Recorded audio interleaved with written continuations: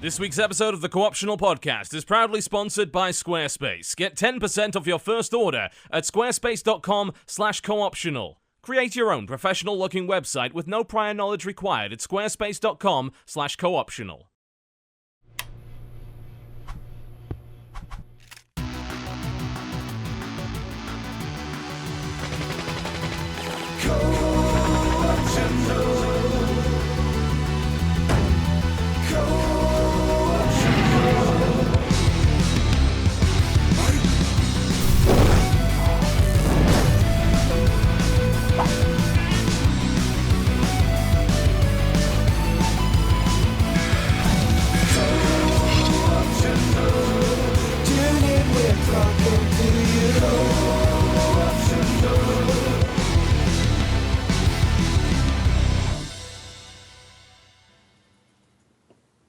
Ladies and gentlemen, welcome to the Co-optional Podcast of all the 10th of March 2015.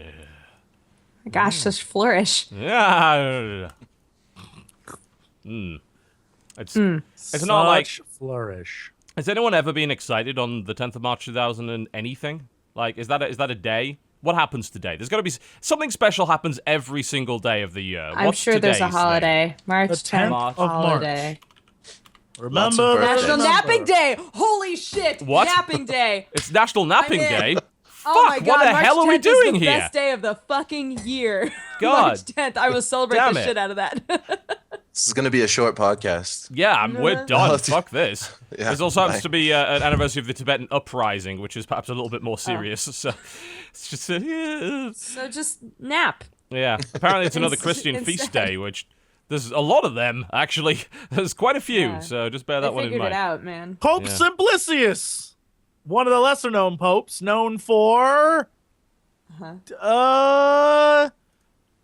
labored to help the people of Italy against marauding raids of barbarian invaders. Yay! No more my barbarian gosh. invaders in Italy.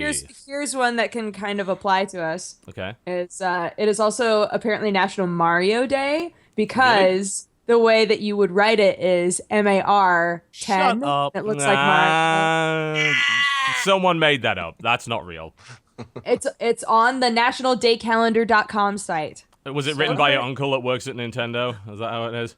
Maybe, I don't know. It is possible. Welcome to the Co-optional Podcast. We do occasionally talk about video games. Our special guest today is a writer for Forbes.com. He has the audacity of not being horrible and an extremist. His name is Erik Kain. Welcome to the show. Thanks for having me. Yes. We'll fix that. We'll fix that Indeed. real quick. How dare you not choose a side in this stupid internet war of fucking dumb bullshit? Yeah, there's too many sides to choose when you start adding up all the different internet wars, so Indeed. it's just a lot easier not to. It's a D100. It's not worth rolling. It's like, you want to roll a 99 on that thing? No, I don't think so. So tell us about what you do and how you actually earn your crust, because it's interesting to... Earn your crust? Yeah, earn your crust. You never heard that? Tell us how you earn Nope. your crust, Eric. Yeah, how do does you one- earn your crust? Maybe that's a British thing. Earning your crust is like, it's how you pay for your daily bread, you know? So, I think I've heard that how does it before. work? I've been writing at Forbes for about 4 years. I am considered a contributor, so that's basically a freelancer. But I have quite a lot of autonomy. I write most days of the week. I don't know. I just kind of write what I want to write about what I want to write. I started out at Forbes writing about education, and then moved on to writing about the war on drugs and prison policy and things like police brutality. None of that stuff really was a good fit, so I you moved picked a more on to serious tech. subject. Well, I picked a much more controversial one. Apparently I started writing about video games just before the Mass Effect 3. I remember that fiasco. article. Yes, this was when I Yeah. believe IGN, alongside a couple of other sites, decided that this would be a great time to call gamers entitled for daring to not like the ending of Mass Effect 3, the ending of which was a colossal piece of shit, it might be added. And it's like, maybe people who've been following a series for possibly close to a decade might be a little upset if they're disappointed by the ending, one would think. yeah, it was a strange time. I mean, for me, video games had always just been something fun that I did. I never really had gotten into the politics. I didn't even realize at the time that there were so many politics Yeah. Gosh. involved in video games. Many of us remained blissfully ignorant of that for a long time. For a long time. I miss those days. Yeah. Yeah. You and me both. But so yeah, so I started writing a little bit before then about video games, and that was sort of an eye-opening experience, I think. And I guess that's why I feel like that, and then later experiences kind of informed my approach to the Gamergate fiasco And everything else for that matter. Like, you've been labeled, I think, by most sane and reasonable people as, like, basically completely neutral on almost every political topic, really. Like, it's just not something you really get involved in. Pick a side. I'm pretty. Jesse. I mean, I'm a pretty politically aware person. I have my own beliefs and my own views. I guess I just don't like to demonize other people because of theirs, unless their views are truly horrific, like Yes. Nazis. Yeah. Like, Nazis are meanies. Yeah, Don't like them very much. I know they are meanies, especially like those mech Nazis in Wolfenstein. Oh, in particular, yes. Yeah, but But they're all dead now, thanks They to are. BJ Blazkowicz. Indeed. right, for American now, hero. for the time being, they'll be back. As zombies, most likely. Robot, zombie, Nazi gamers. Well, you just gave Rebellion their 4th game in that series. Congratulations.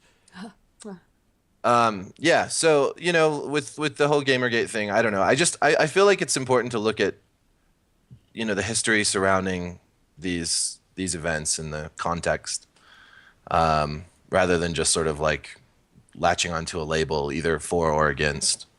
You know, I don't feel like there's anything like demonic or particularly noble about Gamergate. It's mostly No, just a not lot really. of people using a hashtag. Yes, which can be really anything, can't it? And Yeah, it can be anybody. the Anybody can do it. problem with labels is that, like, for everybody, it seems like the whole thing means different things to them, and they're not going to change their definition of it, so it's ultimately a pointless argument. It's like you got one side saying this is about sexism, you got one side saying this is about games journalism ethics. Neither side budges, and they just end up arguing on Twitter for years. And Yeah. very little changes. It's not. Twitter's Yeah, perfect for It's that. not a discussion. No, it's not. It hasn't been a discussion for a long time. It's just a war. Was it ever And- a discussion? Maybe not. Maybe not really. I But think I that find that disappointing. Mm-hmm. I think that we've had some good discussions about it, but I think that overall, the signal to noise ratio is pretty bad. Yeah, it's Have it's we? Have two we large had good groups. discussions? There's I been think a so. couple, but they haven't they're Please. not necessarily been hugely like in the Please spotlight. link me.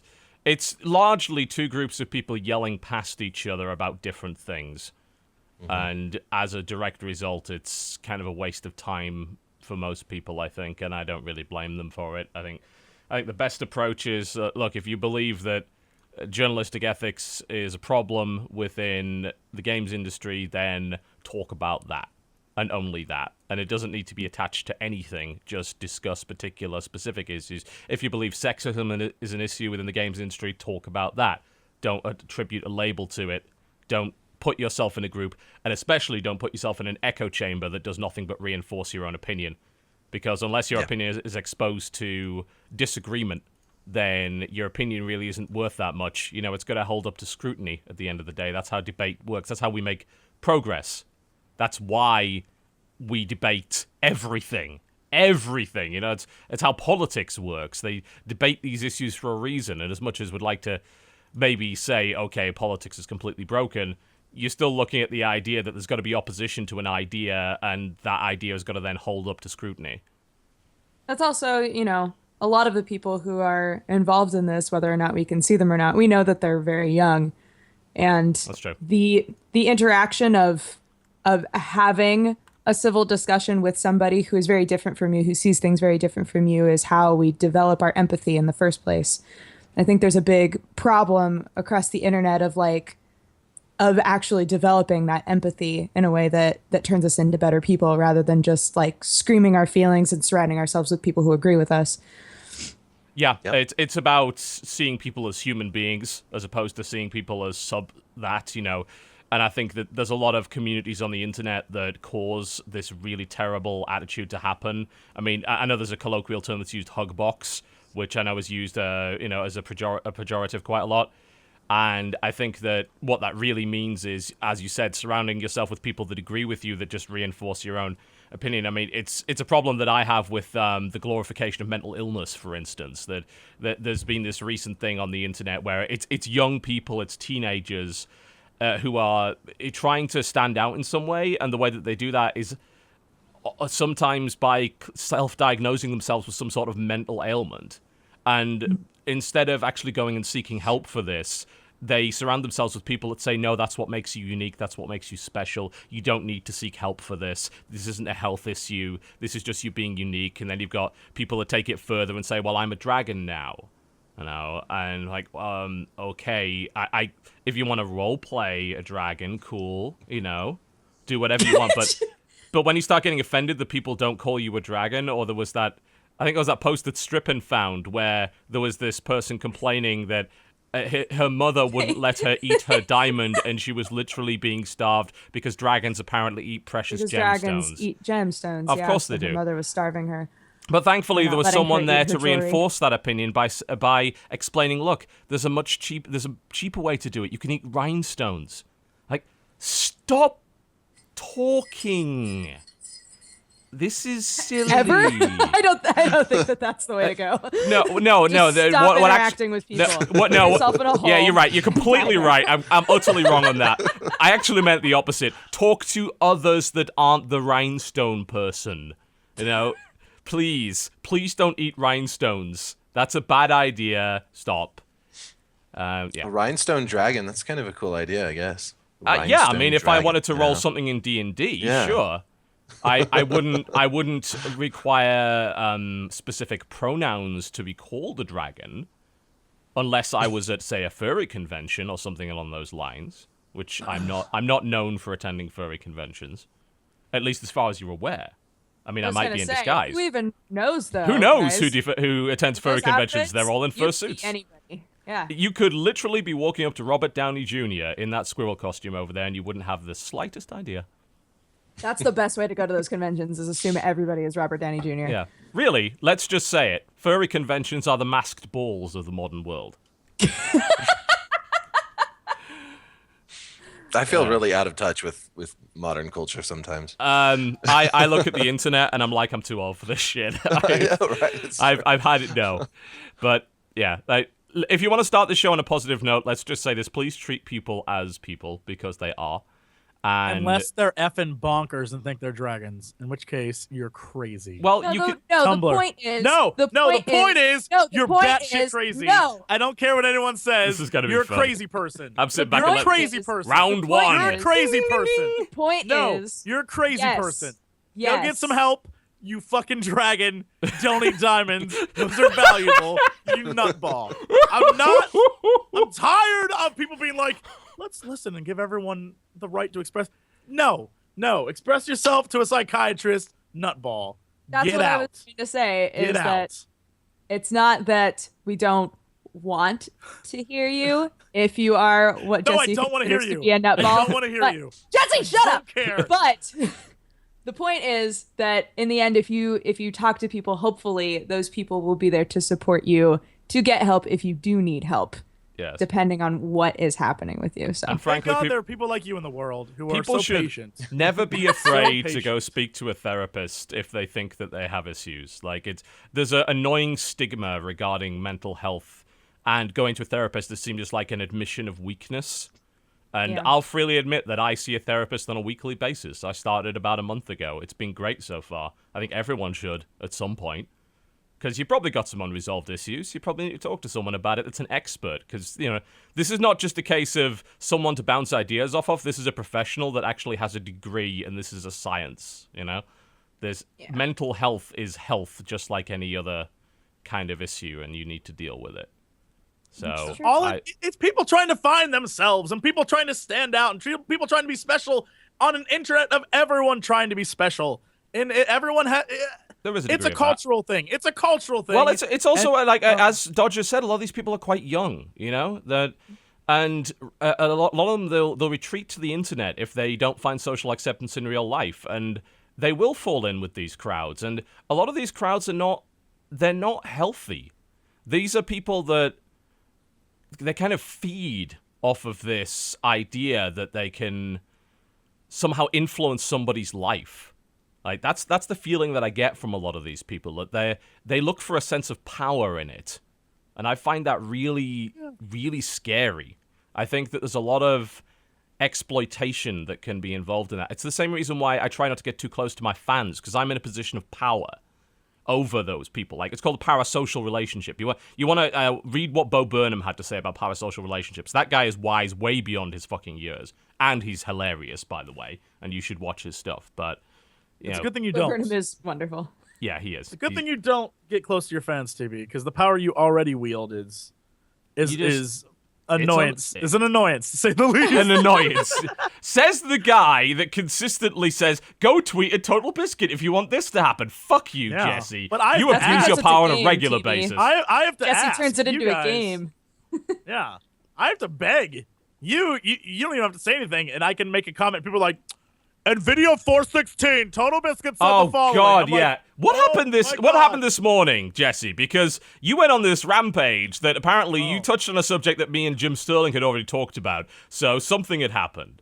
No, all I did was I read an article from the Visceral team that was like, hey, after we're done with Hardline and after we're done with this Star Wars game, we'd really, really like to go back and make a new Dead Space. And I was Sure. like, don't break my heart, Visceral. Don't you break my effing heart. And all the comments immediately after were like, according to Jim Sterling, Visceral's going to get shut down by EA in the near future. Oh, I was yes. like, I don't... Why every time I say anything is like, according to TotalBiscuit or according to Jim Sterling, every time. If I make one thing, even related to video games, like, according to these two gentlemen in a video they made 3 weeks ago. How it's dare like, you shit, have I an don't opinion care. on video games? The most Oh my God, and serious so of topics. And so all I did, I was like, maybe you guys should stop doing that from now on. And constantly die. And they were like, oh shit, is he pissed at TB and Jim Sterling? I Oh, was like, God. yeah, I you found read me that. I'm out. like, You what has found me happened out, now? guys. Like, it's every night some idiot is throwing salt everywhere. job. I'm like, It is God definitely damn not it, you'd think it's that us. there's black ice on the roads and everything. The amount of salt that's being thrown around the internet lately. I don't know. Welcome to the Corruptional Podcast. We do occasionally talk about video games. Dodger, welcome to the show. Hi, I'm so glad to be here. Yeah, I'm sure you are. Guess what? I have nebulae on my fingers. Wow. Wow. Fancy. Wow. I got horsehead nebulae on here. I got Butterfly nebula? crab nebula on here. The best kind of dope. nebula. Huh? The best kind of nebula. I feel like The in a bar crab fight, ones. the crab nebula would come out on top. I think so. If all of them were in a bar and got into a bar fight. Absolutely. For sure. I do Crab feel it. Yes, I have my own Dodger here, actually. Those. I want to see it. Yeah. It is. Hello. There we go. So this is the unpainted 3D printed As prototype. gray and as lifeless as the real Dodger. That's true. This is the unpainted 3D printed so prototype accurate. that we're currently proofing to make sure that everything's right with it. Each of these will be. I have a figure for you, Jesse, as well. You are here. You have a slightly bigger head than Dodger does. You're a little bit taller.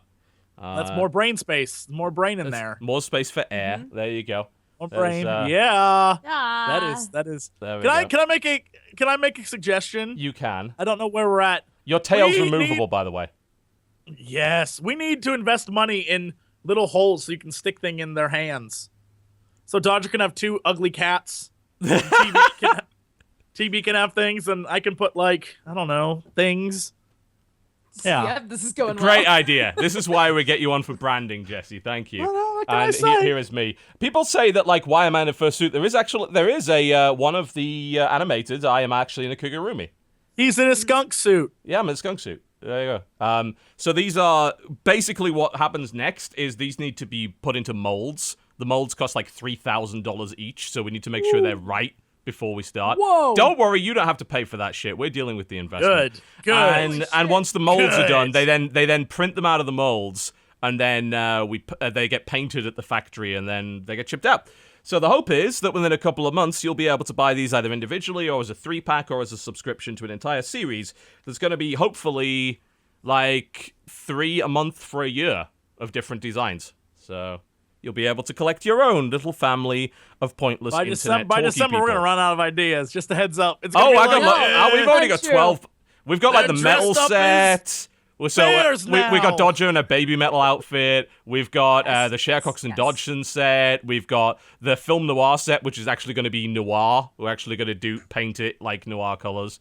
Which Can I just be a hand grenade? yes. Oh no, TB's the hand grenade. I am a grenade, Mr. is- Dean Hall.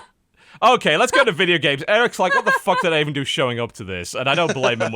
Eric, what games have you been playing this week? You were not at PAX. So let's do the second hour of the show about PAX. Let's do the first hour of the show, well, what's left of it anyway, now that we've educated the youth on the games that we've been playing this week. So Eric, what have you been playing this week?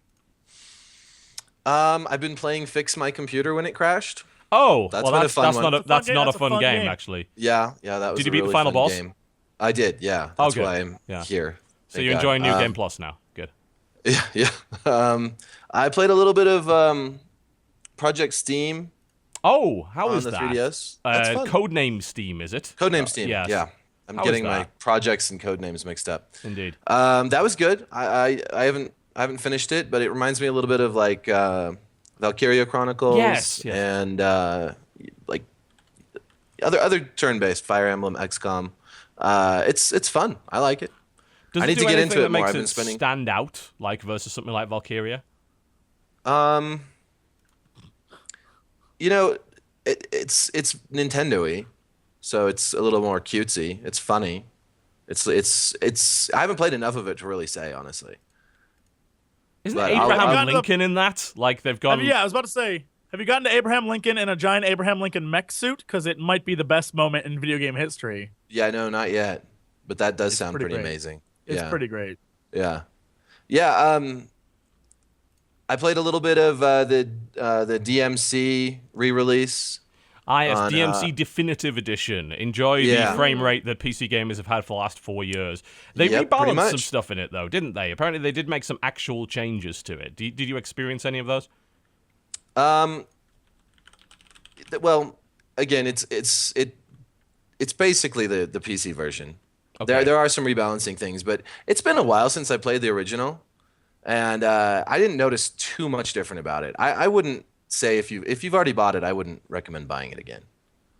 Yeah, I mean, if you played it on Yeah. PC, you get the 60 frames per second experience, or more like, I think I had 370 frames per second the last time I played it, so, it runs pretty What? well. Yeah. Oh, yeah, I mean, it's uncapped frame rate, so you can go fucking berserk on that. That game runs really well on almost everything. The last time I went traveling, I took my, that Razer tablet, the really, like, ridiculously large, heavy one, that's like, you can play regular PC games on the go with a handheld. Yeah. Well, ignore the fact this handheld weighs about 6 kilograms, but you can do it. So I took it on the plane, and I played DMC, and I got 70 FPS on medium on this tablet. And I was like, I'm playing a handheld that beats the shit out of a console right now. This is fucking great. That game runs well on a lot of things. It's really well optimized, unless, of course, you own a console. But it also caused a bunch of controversy. Like, everyone here has played the new DMC, right, at some point. Mm-hmm.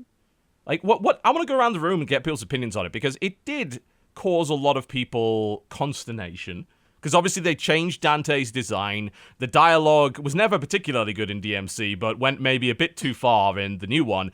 And there were also a couple of mechanical things that people didn't like, the colored enemies in particular. So, Dodger, you seem like you've got a few things to say on this. Like, what do you I reckon? think people are fucking babies. I think people Oh, are super really? weenies Okay. about that game. Yeah, because everybody was throwing a fit because, oh my god, Dante doesn't look like Dante. What the fuck?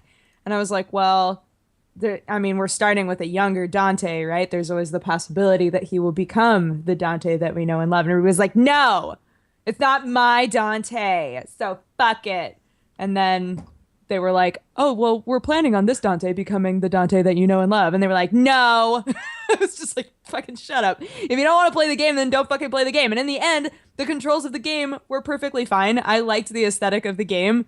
And I don't know. I think everybody's babies. You're all babies. I found the aesthetic to actually be very impressive. Like, I liked the fact that they did a lot of really weird geometry on a lot of their levels. Mm-hmm. And that it was a good-looking game if you liked was. orange and blue contrast. If you don't like orange and blue contrast, you'll hate Devil May Cry. But it was a good-looking game. They did dumb the combat system down a little bit, but I'm going to be honest, like, I was never to the point where I could play DMC to that level to even notice. And I think that a lot of gamers are probably in the same position where they're not the ones pulling off triple S combos all the time. They're just kind of struggling. Because DMC was a hard game, historically. The first DMC was a fucking nightmare. And DMC 3 was even worse. And DMC 4 had timed jumping puzzles in it because fuck you. You know, and it was pretty harsh. And I played Devil May Cry, and I enjoyed it for what it was. I thought that the criticisms are valid, but simultaneously don't matter to me. That's like the way that I describe it. It's like, everything you're saying is right, and I don't care. Because... Yes, Jesse. I don't know that I'd go that far. I would say that there was a lot of rosy-colored glasses, nostalgia for the old Devil May Cry. You think so? Because old Devil May Cry, while a great game, as a franchise, got worse and worse as time went on. And anyone who says otherwise, there's a lot that are... The thing is, it's hit and miss, I right? enjoyed the first 2 more than 3 and 4. DMC 2 is widely considered to be the worst of the series. DMC 3 is a return to form.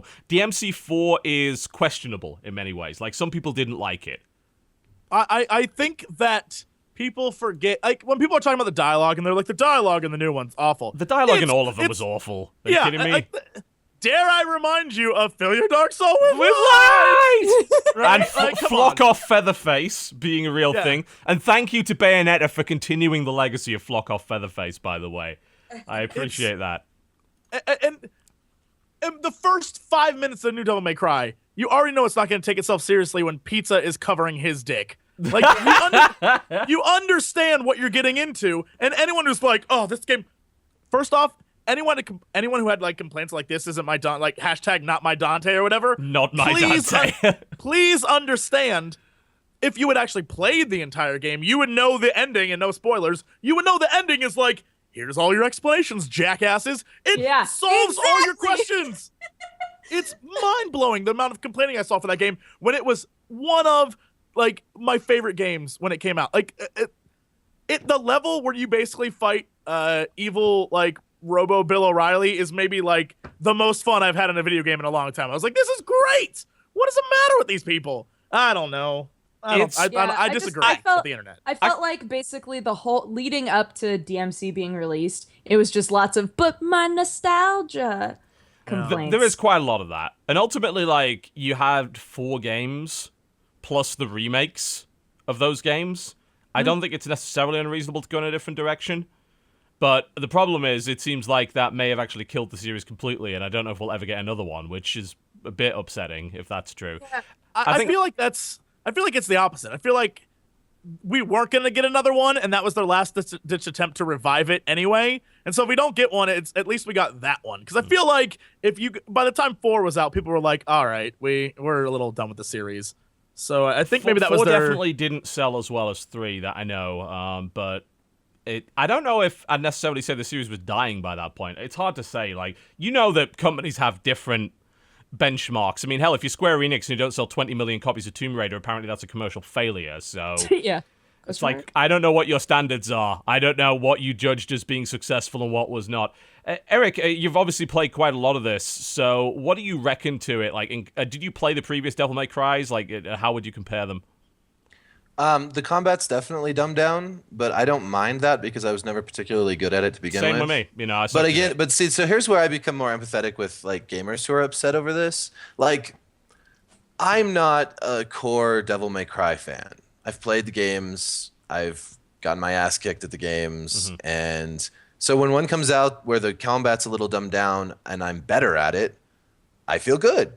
But people who've been spending the last few years or decade or so honing their skills at a game and getting really good at the really in-depth combat that sort of defines that series, when they get the dumbed down version, you know, of course they're upset.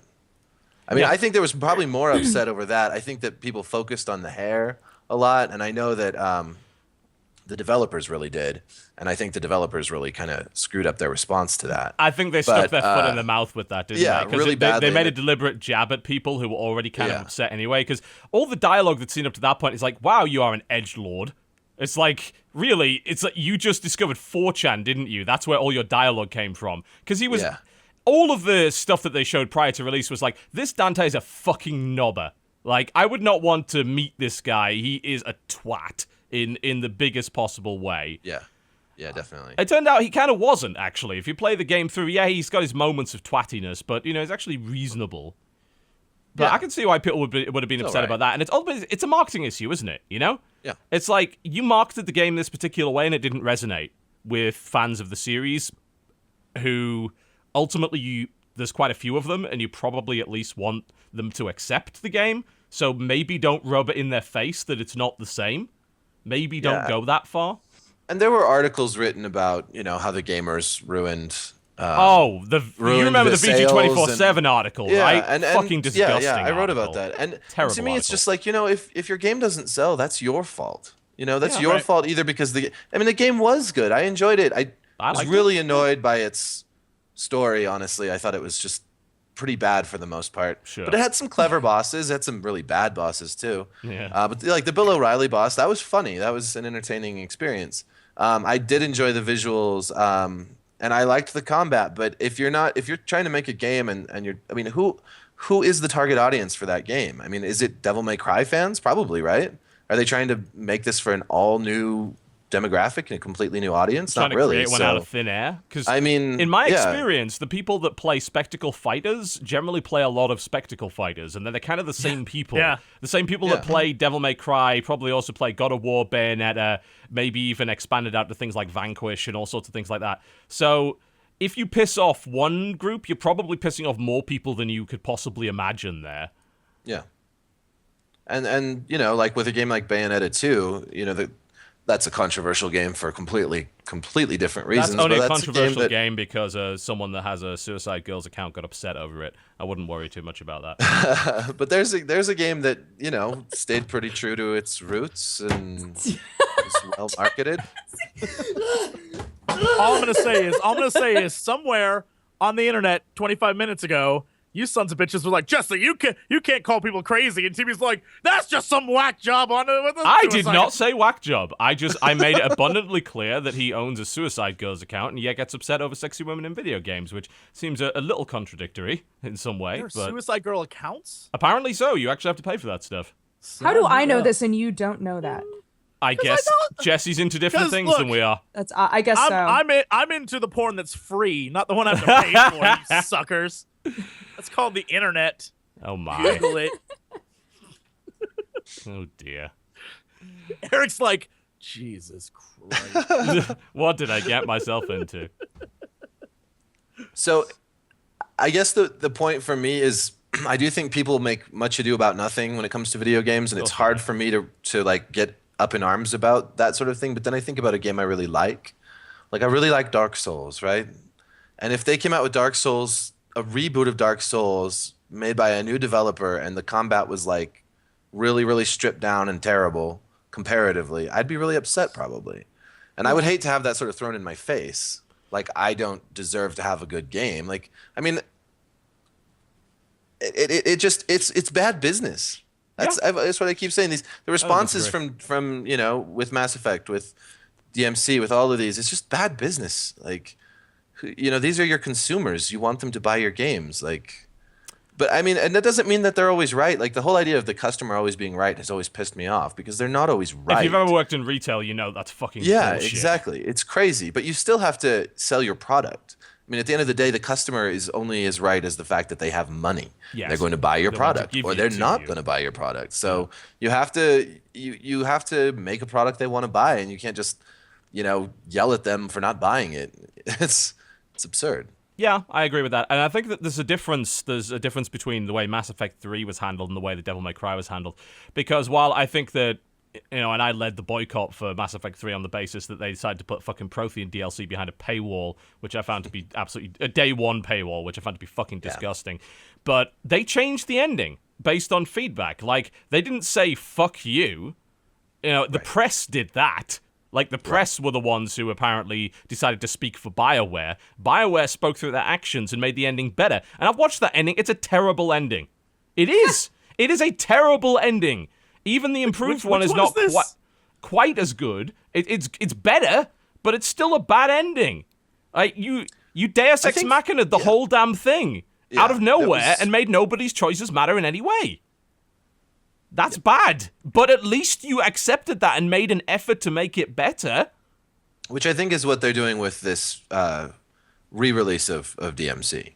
I mean, I think that a lot of the complaints are being addressed. I don't think you can change the fundamentals completely. Just like you can't fix the Mass Effect 3 ending. You can't retrofit a good ending onto a game like that. No, because it had to matter. It had to be based on the choices that you made. And the problem with Mass Effect 3 is that all the choices you made in Mass Effect 3, essentially all they did was give you points towards an ending, which was slightly different in color. And it's like, there's an extra scene because you did a bit better. Like, oh dear. Yeah. Not like the ending of Mass Effect 2, which that nailed it. That nailed it, because that made all your choices matter. It did, and it was great. But, well, I mean, again, you're right, though. There's no fixing that. Like, you'd have to redesign the entire game. Yeah. Redo the whole damn thing from the ground up. So, yeah, that's kind of sad. Anything else you've been playing this week? Anything better? Let's see. I've been reinstalling a bunch of games because my computer crashed. Let's see. I reinstalled Dark Souls 2, Darkest Dungeon, which I love. Yeah, that's a great I love that game. Hang on a minute. Jesse, you're the saltiest when it comes to that game. You said it was RNG bullshit. You gone back to it? Yeah, but it's fun. Like, it's a fun game.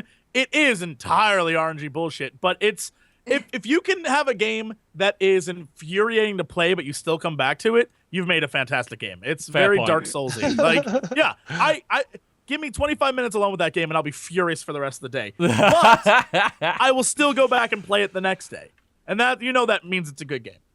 Sure.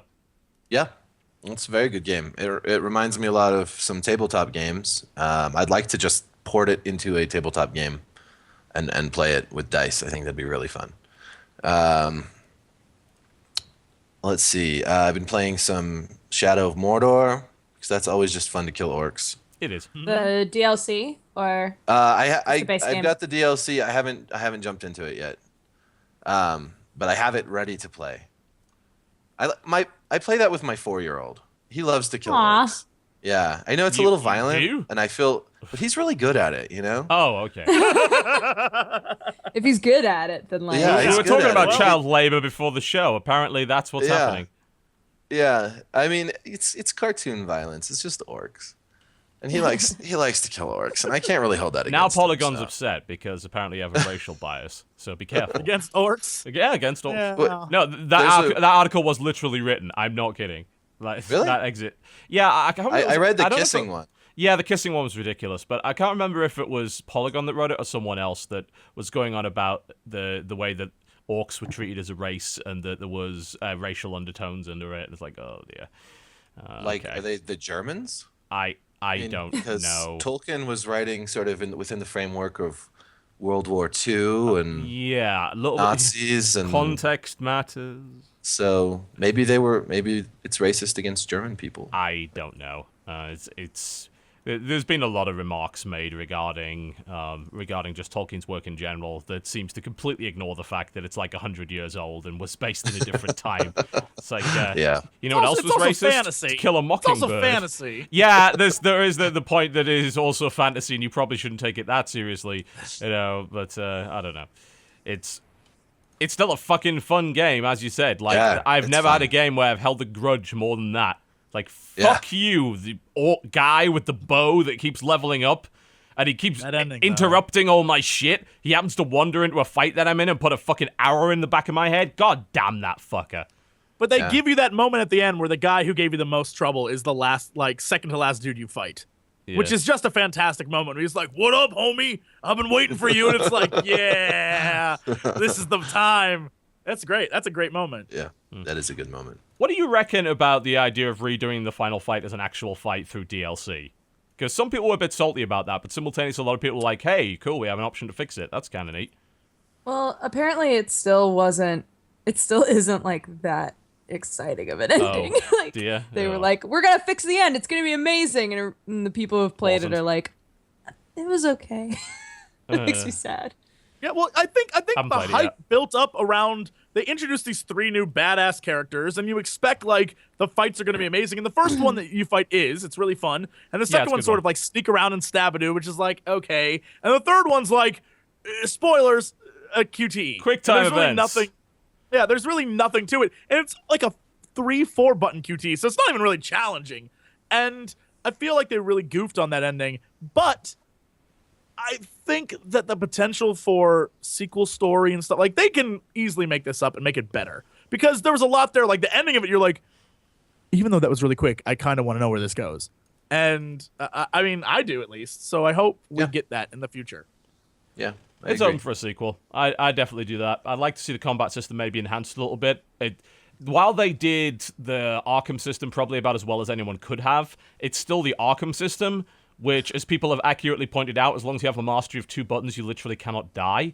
So it would be nice. It's like, I'm wondering how on earth you could get away from that while maintaining the free flow of the combat. How on earth can you do it? It's tricky. Like, it really is. Like, the Arkham system is very...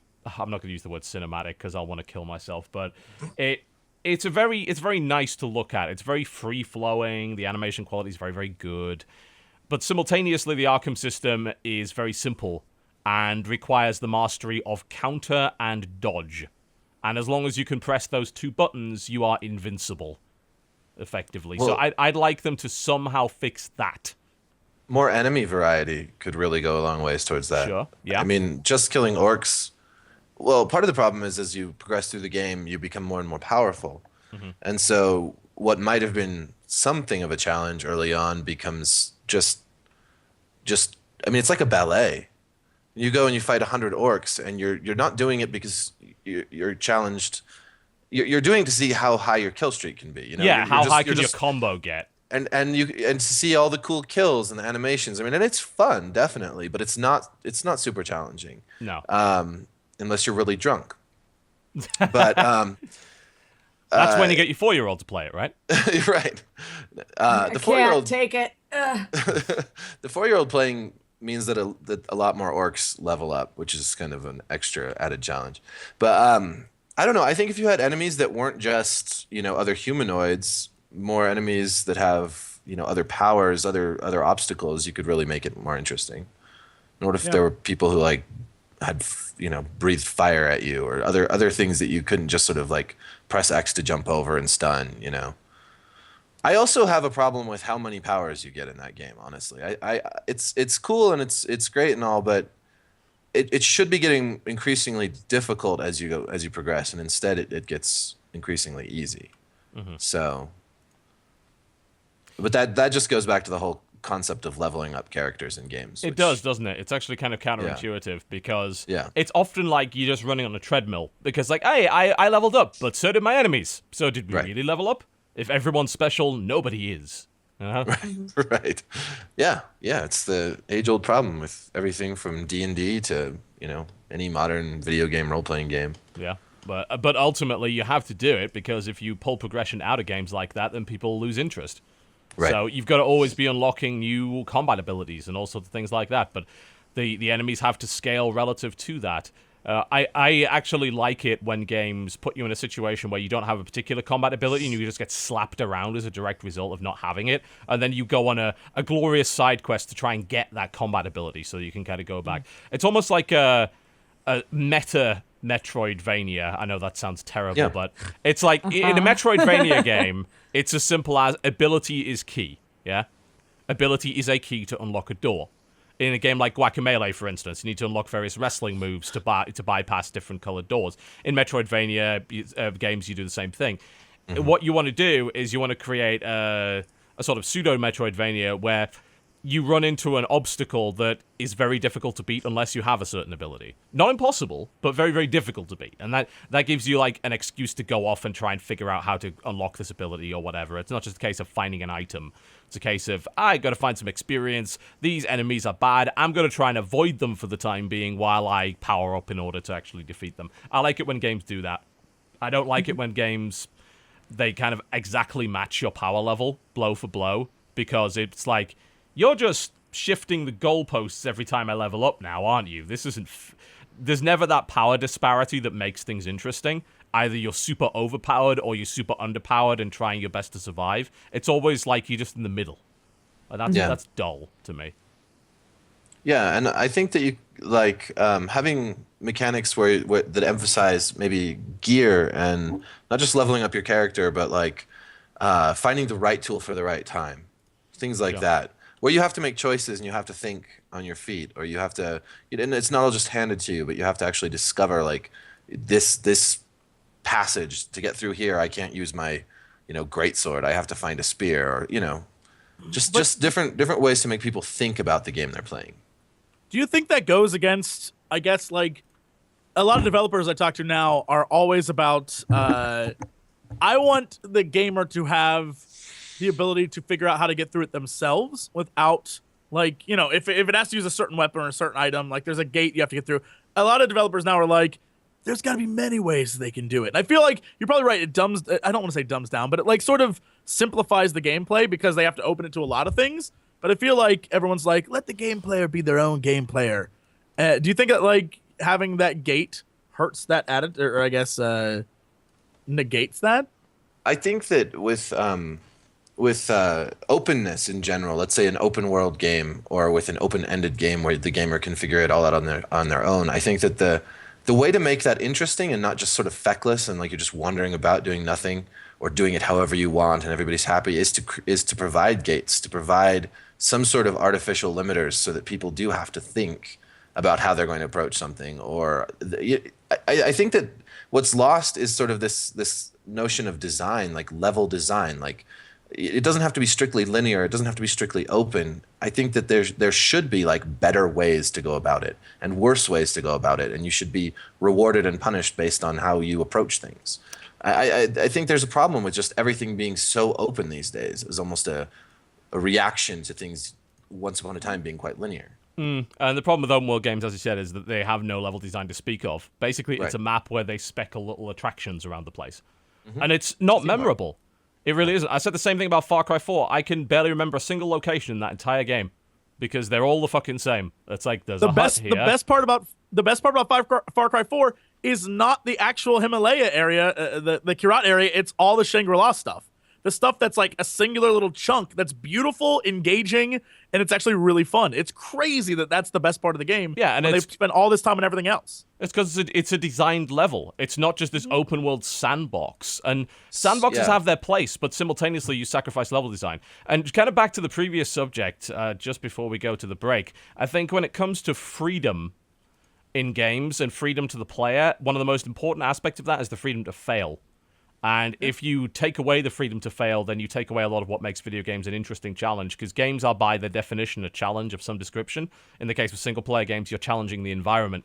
If the environment is not challenging in some way and doesn't kick your ass, and you're not free to go into an area that's frankly too powerful for you, and that creates an objective in your mind. It's like, ooh, this area looks really interesting. It's probably got some really cool shit in it. Oh, crap, I'm getting murdered. Because I'm nowhere near good enough for this. I have the freedom to fail that area, and then I create my own objective. It's like, I am going to conquer that area, and then I spend the next several hours building myself up to do that. That's interesting. Right. Well, that's what... There's not enough of that. That's what the Dark Souls creator said about challenge in Dark Souls. It wasn't hard because they wanted the game to be hard. They wanted the game to be satisfying to players. And so that level of challenge was there as a way to create satisfaction. Because when you can overcome an obstacle, then you do feel a much greater sense of satisfaction playing a game, or really in any aspect of life.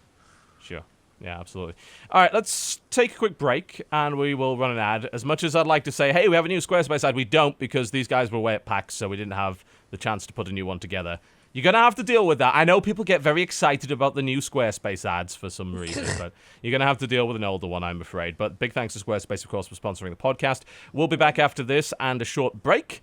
We'll be talking a bit more about... We'll probably go on the PAX subject, I think, because Jesse and Dodger have loads of games to talk about.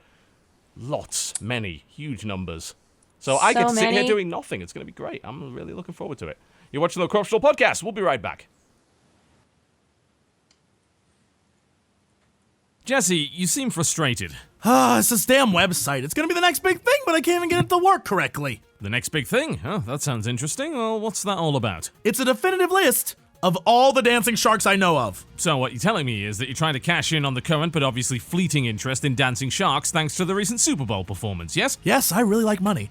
Well, it does seem like developing a website the old-fashioned way would take forever. That's the problem. By the time I figure out how to create this thing, the craze will have vanished. I need a way onto this bandwagon, and fast. Well, instead of creating it yourself, which takes, effort and stuff, have you considered Squarespace? What exactly is Squarespace, and how can it help me mine this internet gold?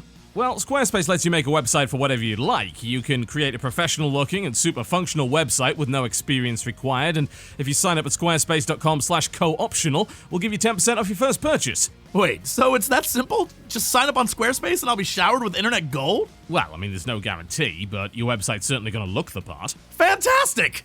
There's just one problem. And what is that? My crippling fear of sharks!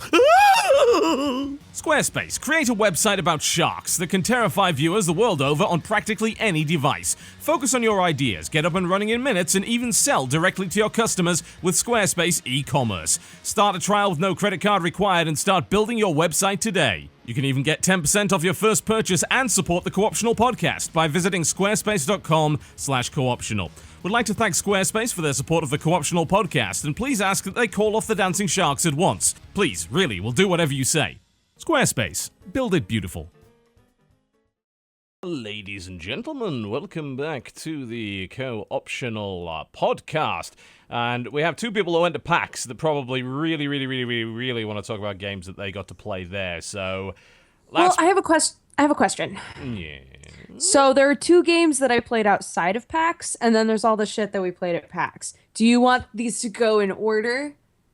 What do you mean outside of PAX? What are you talking about? I played two games after I got back from PAX, and I don't know if TB wants Let's start with them then. I haven't even talked about the games I've played this week. I probably won't even have the chance to, but whatever. Let's talk about the games outside of PAX first. So what did you play after you got back? Incoming anime bullshit. No, Tormentum came out, and I played a lot of that on stream, and it's actually super fun. So the puzzles, there are only a couple of puzzles that were really tear my hair out for me. For the most part, it's pretty simple. It's really more about the aesthetic, and also something that's super cool is there are very key puzzles within it. By the way, for those of you who don't remember Tormentum, it's the game that I loved. It's the point and click puzzle game that's it's like, here's a train made of flesh. It's super grimdark and gory, and it's a point and click puzzle adventure. So it's a fun mesh. But there are key puzzles that you can do in multiple ways because there are choices. You're given the choice to kill or not kill somebody, and there are a few other very specific choices that happen throughout the game, and you can tell that one way is going to make this situation easier on you, and the other is going to make it harder. You're going to have to go through more, it's just going to be more of a hassle to get that item that you need to complete this puzzle over here, right? Depending on what you choose. Mm-hmm. And I thought that was really cool. That was kind of an awesome element that it's not extremely linear. There are already, I played it for 3 hours, and there have already been a lot of areas where it could, go one way or the other. So I appreciate that. And yeah, the game does have, guys, there's dead horse corpses and shit in this game. It's not, you do not want to play this with your kids. Eric, don't play this with your 4-year-old. All right. But I will avoid that. Oh yeah, the art style is cool. thoroughly. It's almost Geiger-esque in many ways. Very. If Geiger was doing kind of more medieval sort of fantasy, dark fantasy art instead of the futuristic stuff, it would be quite inspired by that. Yeah, so cool. I've been really. I remember when I played the demo and I came on here and I was like, I don't know, the puzzles were pretty simple.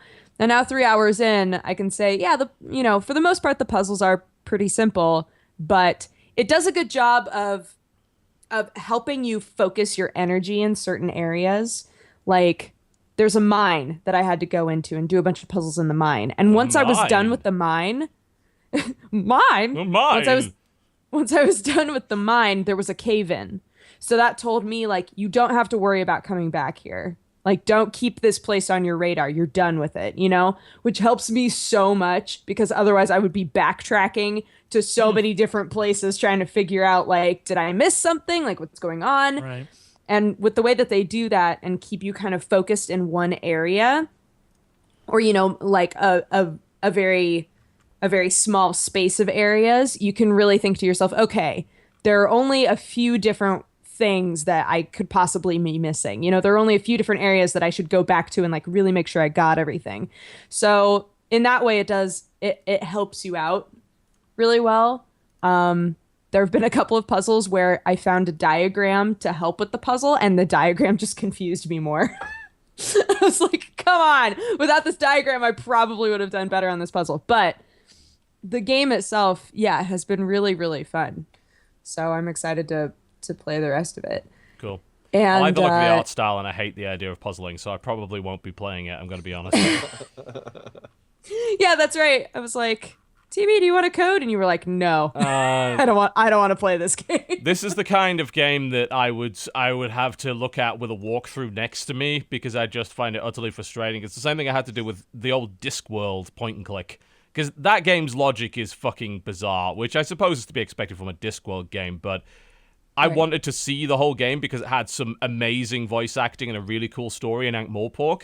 So I just sat there with a walkthrough and just played the whole thing. I just like, I'm sorry, I don't want to be stuck for 20 hours because I can't actually figure out what's going on. I mean, I love puzzle games and I'm also really bad at them. So, and they've been pretty okay for me. The puzzles haven't been too bad. So if you ever did want to just try it out, I don't think that it would wind up being super frustrating for you. But anyway, there's that game. And then I also played Shelter 2 last night. Yes, the Lynx simulator. The first game was about badgers. This one's about lynx. The game is fucking adorable. You're a pregnant lynx mama, and you're looking for a place to stay, and there are wolves after you, and you're like, get out here, wolves. The art style is so pretty. And then you find a little tree, and you like pop inside of the tree, and you have a bunch of babies, and you get to name the babies. So I named them all after One Piece characters because I'm a shitlord. And then, yeah. And then like where I am in the game right now is literally just running around and feeding your babies. But the longer that you play it, it gives you more like hunting abilities. Like I can sniff, and if I sniff, then I can see like where everything is and what's in what direction. And it helps you if you're going to wind up getting further and further away from your shelter. I haven't had the courage to get super far away from my shelter yet. Cinnamon Toast Ken was just in our chat talking about how he played it. And he was like, I went to where the snowflake was and then wolves ate my babies. I don't know. Like, I'm so scared of going that far and then wolves possibly eating my babies, right? Because every now and then it'll go to like kind of a nighttime. Yeah. Every now and then it'll go to nighttime and then the music gets really like scary. Okay. But one of the things that I think is really interesting, it's kind of a weird psychological thing, is that when you're in an area like this that's just very open and you have the ability to run, all you want to do is run everywhere. But your babies can get lost. Okay. So especially when it's dark and you're like, we need to get back to the shelter like right now, you can't just run the whole way. Because there's a possibility that you'll lose one of them, right? Or that like one of them will trail behind and get eaten by wolves. So like you have this weird like give and take of, I kind of need to just walk to the shelter, but like who knows if wolves are gonna show up, and like it's interesting. There's stress there. I know that once one of my babies dies, I'm gonna be really, really sad. I could not sad. play a game that depressing. I can't do it. I know that Mrs. is currently playing it and named everyone after co-optional people. So I think She posted I think a picture. Krendor's dead now. He was eaten by an eagle, possibly. No, Krenda. I'm hoping that if I just keep feeding them rabbits like really close to the shelter, then eventually they'll be like, all right, well, we're full-grown lynxes and we're good now. And I'll be like, I love you so much. Good job, everybody. So I'm so scared they're going to get eaten and killed and stuff. So yeah. The end. Shelter 2. Shelter 2 is real good. It's real pretty. The art is amazing. So if you want to play that, play it, and then name all of your characters after anime After characters. people that you love. And tweet me a picture. Or anime, yeah. Or which They're I the suppose for some same. people it's the same thing. Yeah, but hey, whatever. Whatever. Oh, my. As long as Zoro lives. As long as Zoro lives, just like in the anime. He keeps nearly dying, but he comes back. He gets taken off by a hawk and then just shows up back at the shelter like, I killed that hawk, Mom. And I'll be like, that's my boy. That's what I want to have happen. Oh my. I should probably blitz through the games that I've been playing before you guys start on PAX. Sure. So I guess quick blitz. Hotline Miami 2 is amazing. It's exactly what you would expect from a Hotline Miami sequel. It's got more masks, it's got more enemy types, it's got a lot of level variety, which I was quite impressed with. Which also, for some reason, PC Gamer, thought was bad, which is a bit weird. I don't know, I guess... I read that article and was like, I don't know, it's just a disagreement. They apparently think that the limitations on certain levels about what you can do is bad. I think it's really nice, because it gives you that extra level of variety. I'm on a level right now, which is... I call it the Rambo level. They changed the mechanics on that level where you have a set gun, you can't pick up a gun, but your right click is to switch to a combat knife, and you can find ammo boxes for your gun, but they only give you a very small amount of ammo, and some of the enemies can't be killed by melee weapons. So you've got to be really smart about how you use your gun. I think that's a really cool idea, and I think PC Gamer hated it. So there you go. I think it's fantastic. Hotline Miami 2 is just wonderful. It's a mechanical tour de force. It's a wonderful, really fun game, and I would strongly recommend it to pretty much everybody that likes ultra violence, which is what this is. Yes, Dodger. So at their booth, at the Devolver booth, they had it set up where people could stand in line and play it and try to get a certain number of points in order to get their limited edition vinyl, which looked amazing, by the way. Yes. I was like, I kind of really want that vinyl. Not enough to pay for it, but looks real good. And I kept noticing it seemed like in the build that they were playing, which I assume was the final build, that gunfire doesn't alert everybody on the floor anymore. No, it doesn't. Which I think is very weird. it alerts the problem with that mechanic is that it literally involves the entire floor running into a hail of gunfire, which is dumb and makes guns really overpowered if you have enough ammo.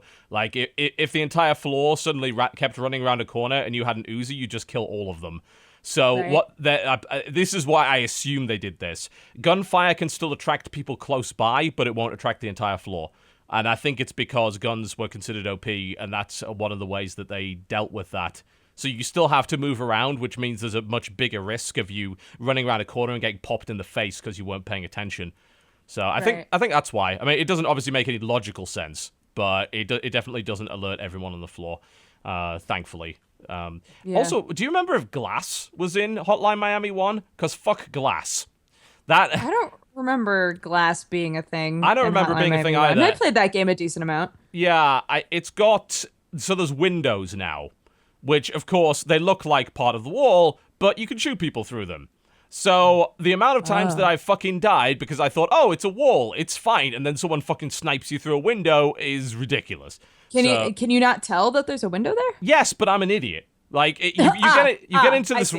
Yeah, apparently Glass was a big thing in number 1. Yeah, I evidently just forgot. Yeah, so there were windows in number 1 as well. You can die stupidly because of it, because I think your brain says, oh, it's a wall, ergo you don't have to worry, but actually you do. It's like, here's a wall, and suddenly there's a window, and now you can see me, and now I'm dead. But yeah, apparently that was a thing in 1. But I do like the new masks are great. There's one that lets you play 2 characters at once. One has a chainsaw, one has a gun. There's another one that lets you dual wield SMGs, and your right mouse button puts them out either side. So you can fire at 2 targets either side of you, but he doesn't have melee attack. So, and he's also a really big target. He's like a huge guy, so he ends up dying a lot because of stray bullets. There's a lot going on in that game. It's great, and the soundtrack is phenomenal as always, as you might expect. So there's that. I played a bunch more cities. I still haven't played enough, I think, to make a video about it. But my city is dying of water poisoning. Apparently that's a thing. The game doesn't have disasters, but apparently you getting your water poisoned is a big thing. I don't know how to fix it, because almost everyone in my city is dead, but dead bodies are piled up on the streets. Everyone is infected. I built 20 more hospitals to try and deal with the epidemic of water poisoning. It has yet to succeed. I increased my taxes so high that everyone left the city just to make sure I could get rid of all the sick people. It still didn't work. I don't know what to do. I think I have to restart my city now. Man, I don't even know how to unpoison the I water. were the- I have no idea how it got poisoned in the first place. I mean, you should be able to like give everybody water filters, right? You think so? Be like, here you go, everybody gets a free water filter. Now we're all fine. People are like, oh, did you put your water intake too close to your sewage outlet? It's like, I put it downstream. Like, that's how it fucking works. Yeah. I'm not sure how the water got infected with anything, but it did. So, I have no idea. I'm probably going to have to restart the game now, because I've been trying for like 3 hours to fix this, and I have no idea how it happened or whatever. Yes, we've got people in the chat like, did they put their sewage upstream? No, because I'm not a moron. But the water got poisoned anyway, so I'm not really sure how that ended up happening. Giant shout out to all the Final Fantasy VI fans in chat who are like, rest in peace, Sign family. That is That's going obscure back. That's reference going back that I a never few got. years. I don't know. They all died from poisoning. That's the Kefka poisoned his family and killed him. Yep.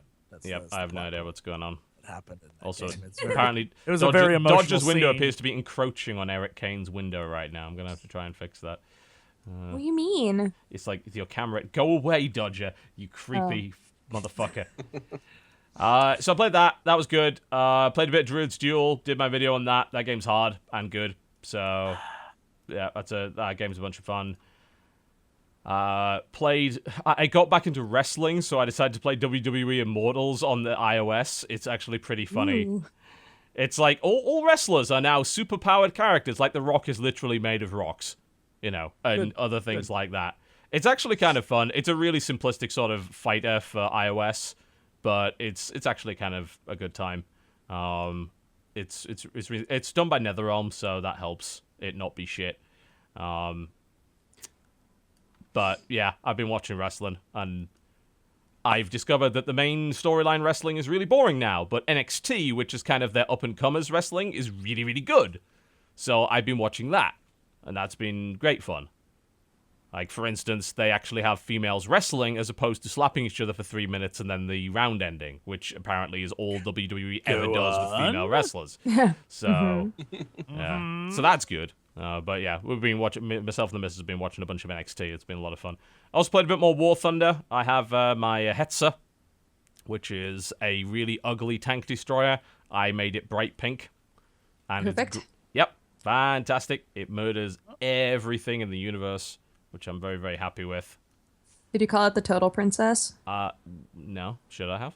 Is that Yes. That's the thing that should have happened. I Yeah, but wasn't the made E's aware. and the princess are spelled with 3s Oh, because you're excuse from me. the internet. Obviously. I don't know what happened there, but I'm afraid I'm afraid I didn't call it the princess. It does blow things up though, and it is bright pink, so that's wonderful. I think that's pretty much about it in terms of the games that I've been playing. I don't think there's been too many more. Have I played anything else? I don't think so. I haven't got Ori and the Blind Forest yet. I got a code for it. Oh, the game is so good. I'll talk about that. I don't when we even get know to if I the- can actually play it on Windows 7, because I got a code for it, and it's for the Windows Store, but you can't use the Windows Store on Windows 7. So I don't know if I can actually Just get it play on Steam Ori. tomorrow. Is it actually coming out on Steam? I thought they It said says it March wasn't. 11th. It says March Really? 11th on the Steam page. Oh, so did they release it a couple of days early on the Microsoft Store or something? I don't know. I guess.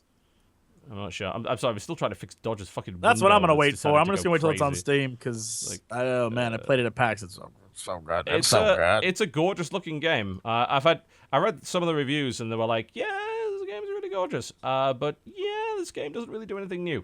So I'm hoping it doesn't end up turning into another. I can't remember the name of that game. The name with the game with the little Arctic fox. Yeah. Never Alone. Never. Hold Never on. Alone. Never Alone. Yes. Never Alone. Never Alone. Yeah, giant disappointment that game, in my opinion. Like, This is not. Ori and the Blind Forest is not that. Holy shit. okay, it's a lot better than It's that. Good. Good. It's so good. Yeah. Yeah. Never Alone was disappointing to me because like that has really interesting subject matter, and you've made a game that doesn't work properly and isn't very interesting even when it does. So that was upsetting to me. Oh god, I'm trying to fucking fix this window. It's the most annoying thing in the universe. Okay, I think I've got it. Don't worry, we can hold. I got it. I fixed it.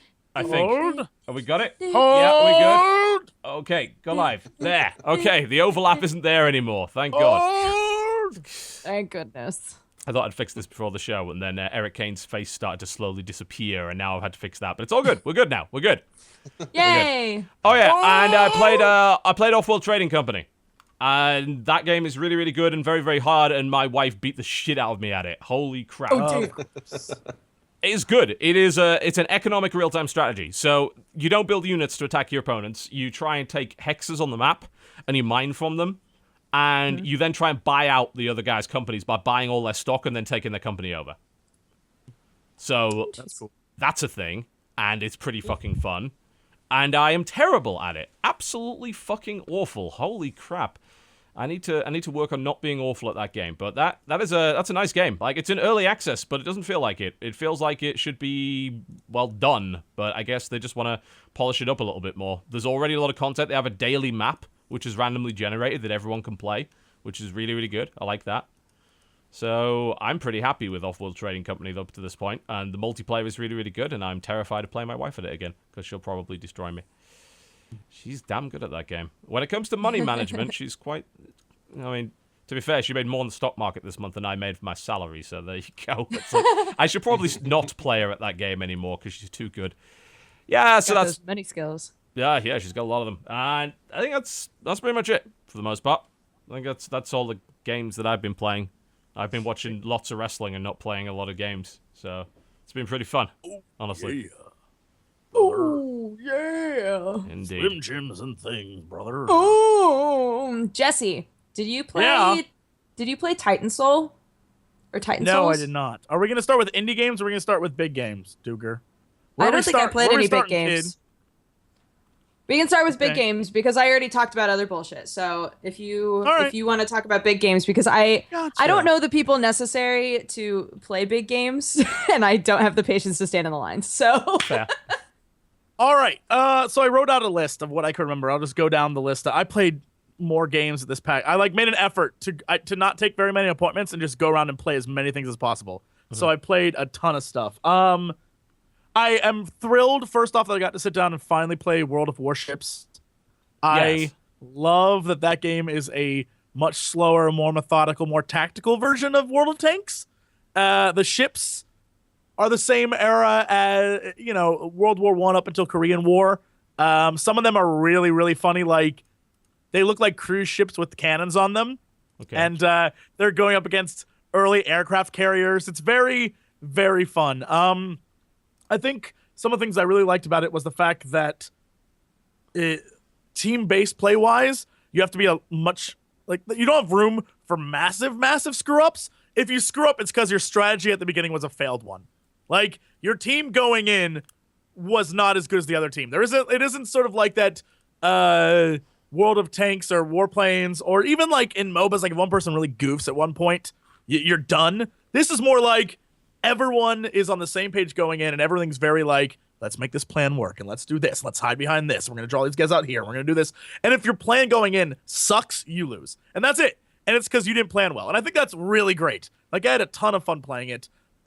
It's still, I think, an alpha, I think. It is, yeah. But I got closed beta I wish- access, but I can't talk about it. Like, everyone's under NDA unless you played it at a show, basically. I wish it would come out sooner and I could actually play more of it than like the 20 minutes I played, because I have no real basis for like critiquing it. Because at the time I was having a ton of fun. I was like, oh, guys, we're doing this shit. Let's do this. So yeah, it was more like, when you play a game for the first time and you're just very like, oh, this is going to be so much fun. And at the time it was a lot of fun. I definitely think that I like it better than Tanks and Warplanes. I think that its pace is like right up my alley. So I good. like the pace of anything involving ships. There's that tall ships game that Side Strafe keeps playing. I think it's called Naval Action, that apparently is really good. And I know that the world of Warships is supposed to be a little bit faster paced than that, just a bit, but it's still really big fucking ships with really big fucking guns when naval combat was actually interesting before they turned everything into aircraft carriers. Yeah. So I will play that, definitely. Yeah, the balance is there too, because a lot of people were trying to do aircraft carriers and use the planes on the aircraft carriers to fly around, scout, to bomb, do all this stuff. And we discovered that if you just set the deck of an aircraft carrier on fire, no matter how many planes they have, they just can't launch them. They can't launch and them. it's really great. You're like, suck it, incendiaries. It was a ton of fun. Good shit. So that was a really great game that I played. Clearly, I think Overwatch was one of the biggest games there. Mm-hmm. my God. The line was insane for that game, and I think also because, and this is Blizzard hype again. First off, they're geniuses, but they're also assholes. Everyone knows at PAX, you collect pins, right? Like, PAX pins are the thing to do. Blizzard had, if you play our game, you get a pin. But if you get the best play of the game, you get a gold pin. And the gold pins were super duper rare to the point where people were going back in line over and over and over and over again just to get best play of the game and selling them. Like, it was crazy pants. Someone was saying like they're going on eBay for $150 fucking dollars. Oh yeah, They're yeah. Ridiculous. For these gold pins, it was genius. People were in that line like crazy. The new map is a lot of fun. The new characters, I think, are really fun. I definitely think they're not balanced at all, but I know that's not their concern. But they're really, really fun. Everybody was saying that Sharpshoot Cowboy Dude was like really weak compared to pretty much everybody else. He was not fun to play. I think he's a very high skill character because Jesse McCree, the new cowboy guy, his abilities are he can fire like 1, 2, 3, 4 like that, right? Or he can unload all at once. But the problem is like you have to combo them, so you can stand back and dodge and go 1, 2 and dodge out of the way, and then roll. And as you roll, you reload and come up right in their face and kill them, which is like that's a skill shot. That's like you have to be very good at that. He has stun grenades, and his ability is like his special is he does it like and then he can like kill people across the map if he locks onto them. But the problem is in videos the lock on looks really cool and you're like, yeah, that's awesome. But in reality, people just move out of the way. Well, yeah, and also do you have to stand still to do it? Because that seems like a surefire way to get shot in the face. Yeah, it's so silly. Zarya the tank, I think, is probably it's probably the tank I would say if you like being a tank who runs in like a dummy, this is the character for you. Okay. Because her shield ability is literally like, if you hit me, I get stronger. So you just run forward and people are like, brah, brah, brah, brah, brah. And I think that's really cool. There was, I think in general, I mean, it's Overwatch. It's on everyone's radar as is. And I think they just sort of hyped it up a bit more. I was a little disappointed in the internet for it's like, this new character is clearly just to appease social justice warrior people. Stop that. Stop doing that. Stop doing that, internet. That's dumb. It was fun. It's a very fun team-based game. Next, I played Halo 5. It's Halo 5. Like, we only played multiplayer, and it plays like multiplayer Halo. The line was crazy for it, but was so loud. Yeah. Halo 5 booth and Wargaming. Those were the two booths where no matter where you were on the floor, you were like, what the fuck? I can still hear them. Yeah. It was nuts. I mean, I have no basis. I haven't played a Halo game hardcore since 3, so I have no basis on, like, how multiplayer has changed or whatever, but it felt like a Halo game. Like, I was like, all right, well, that was the thing I played. I was like, time to move on. So I'm sure that some of my friends, like, Eli, Naked Halo, who's like, I'm one of the best players in the world, which he technically is, would have a lot more to say about that than I would, but, go to his channel. Fable Legends is essentially RPG version of Evolve. You have an evil dungeon master who controls this world, and then the 4 heroes run through and try to defeat him. And it's a more serious version of Dungeon Land, basically. Pretty much, yeah. I think that there's a lot of balancing needed. Every time without fail, even waiting in line to play it, I never saw the adventurers win. Either you need very, very much coordination, or they need to balance it out more where they actually stand a chance. Because eventually, it's just a war of attrition. And eventually, no matter what, the dungeon master guy can just wear them down by sending guys. And because he can control the board, he can sort of lure them around and trap them. So it's probably like you need to know the map. You need to know what abilities go where, what kills what. So it was fun. I definitely think that Krendor cheated when he played as the Dungeon Master and had a guy tell him what to do. But whatever. Whatever. And Yeah, I mean, I still am a little suspicious of it, much like I am of Evolve's longevity, where I'm just like, after a while, I don't know how much fun that game's going to be, right? At a convention, at a event where you're playing it once or twice, it's fun, but after that, Gigantic. I mean, Gigantic's a game that we've talked about before. It's great. Didn't they just make that Windows 10 exclusive? I don't know. I heard no they clue. did, which is not maybe as dumb as making things Windows 8 exclusive because no one actually wants Windows 8. Windows 10 is going to be a free upgrade for Windows 7 and 8 users, so I think most gamers, especially with DirectX 12, are going to be considering moving up to that. So I guess it's not as suicidal as making things Windows 8 exclusive was. I mean, I haven't actually used the demo of Windows 10, but I did go to the Newegg area, and all their computers there had Windows 10 on it. Mm-hmm. And I will say it is infinitesimally better. That's not what infinitesimal means. That means tiny. It doesn't matter. So tiny. It is ultratesimal. That's not a word. It is ultratesimally better. I fucking hate you. It is ultratesimally better than Windows 8.1. Holy moly. Like, I still am a little mad they give you the option to go full screen with some of the things, but the fact that instead of like swiping to the side with 2, you can have 4, and you can have they basically did like a Mac thing where you now can have multiple desktops running. Like, it's like, oh, thank you for finally making something I'll use. They don't seem to have loaded it full of useless shit. Although that whole hey, you want to talk to Cortana? No, that's the first thing I'm turning off. I am not going to do that. I will stick with my shortcut hotkeys. Thank you. I don't remember where Crendo. I think the guy who was showing us how to use it at the time was like, yes, you can talk to Cortana. And mind you, in the search bar, there's a big microphone. Mm-hmm. And Crendo's like, can you find the hotkey for that? And everyone just like turned and looked at him. And there's a giant microphone right there. And you guys like, you mean this microphone that allows you to talk to Cortana? And there was just like a dead silence. It was amazing. Yeah, Windows 10 actually looks like I'll probably upgrade to that, which is... I will. We'll see. I'll at least dual boot it for a time. I don't see why you wouldn't. Give it a healthy shot. Yeah. Whereas Windows 8 was like, before it came out, it's like, is this going to benefit my gaming in any way? Look at the benchmarks, they're all worse than 7. No, let's not do that. And now it's like, well, 10 is looking better. DirectX 12 looks like it's going to be a huge leap, hopefully. And that's not the only thing they're doing. I mean, obviously that's what Microsoft's doing, but there's this new API called Vulkan that they're looking at, which is apparently looking quite good. And there's other companies saying, you know what would be good? If we didn't entirely rely on Microsoft for all of our graphics API stuff, so that we could actually make stuff without them having to rely on them to not fuck up. So I think it's exciting in the next couple of years for PC gaming what we're going to see, but DirectX 12 is looking good. So hopefully it will give us a big performance boost and make everything even more awesome. And even though the guys I don't think were necessarily Microsoft reps, everyone there was like, all we've been told is that they're trying to make the accessibility between Xbox and Windows 10 like a thing. Like you can do Which more. They need to fucking stop because nobody cares.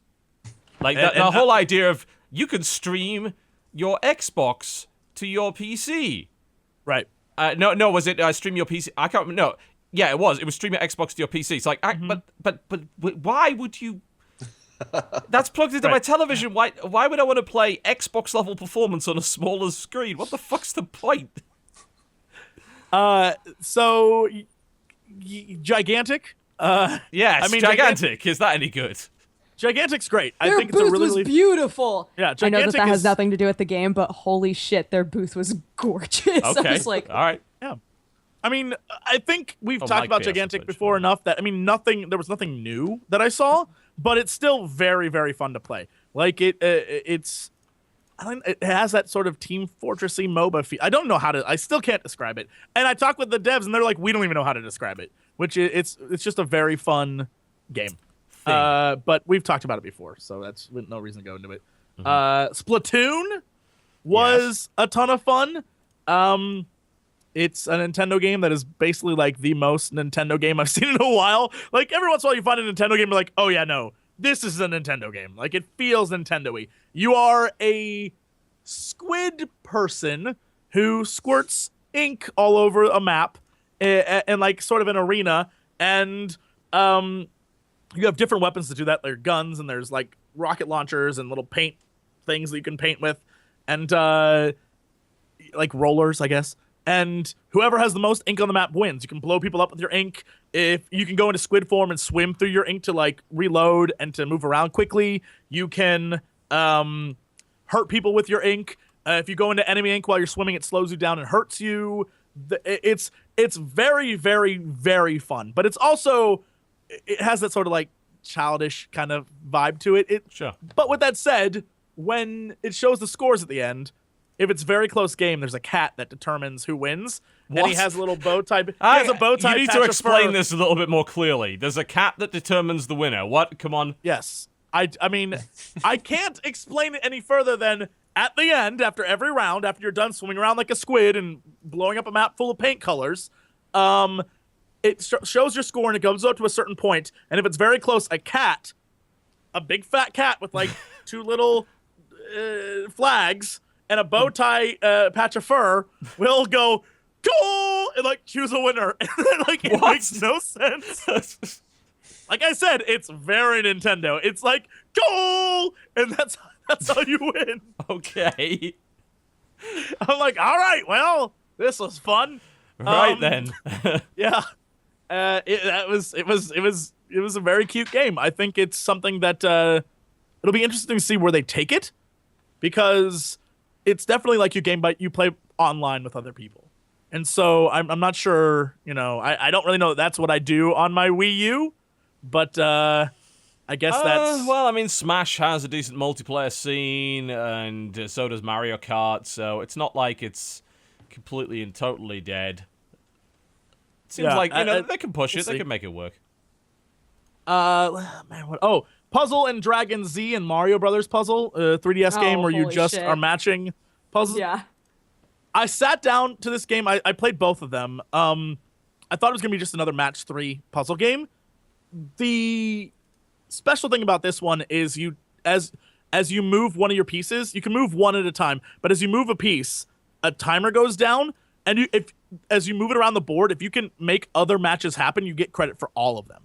So you can move it anywhere you want on the match 3 grid and get as many matches as you want, and that sort of makes like super duper combos, and every color relates to a certain character on your team and your party. Mm-hmm. So Luigi's green, Mario would be red, some guys are yellow, some guys are blue, and they do different varieties of damage. And some enemies you want to only use red on, and if there's like a piranha plant, you only want to use red. It's very RPG, right? And that's fire. It was a ton of fun, and it was very, it's as simple as you can imagine it to be. And then the puzzles and dragons is you get dragon babies and you upgrade them, very much like a Pokemon kind of deal, and then you battle dragons. It's real simple. Kind of loved it. My understanding of Puzzles and Dragons is that it's ridiculously popular in Asian territories. Like, it's one of the most popular mobile games in the world. So popular. To the point where, and I'm wondering if this will become part of the Mario version, but just the normal Puzzles and Dragons, they create deals with all of these other IPs that are really popular at the time, and they'll have dragons that are like themed off of different really popular anime, Smart. TV shows, like musicians, just everything. So that adds into like replayability because, everybody gets obsessive and they want to have all the dragons, right? So I'm wondering whether or not they're going to apply that to Mario and have there be like other Nintendo properties that get probably more involved with Nintendo, and things like yeah. that. I can't imagine they'd go all the way and say, because Nintendo is not hugely willing to work with other IP providers. Like, it does happen, but they do have lots of characters that they can bring in. Yes, absolutely. So you might get your Bug Princess Dragon or whatever. That might actually end up happening. Yeah, I actually have Puzzles and Dragons on my iPad, but I haven't played enough of it. I played the first few rounds of it, and I'm like, I don't quite see the appeal yet. Maybe I need to play a bit more. Are you the sort of person who really gets obsessive over match 3s, though? No. I am. Not really. Okay. I like match 3s. I like match 3s with RPG mechanics. I'm still chasing that Where's Puzzle Quest thing. It's like, Puzzle Quest had a bunch of really interesting features, and then they stripped all of them out and never spoke of it again.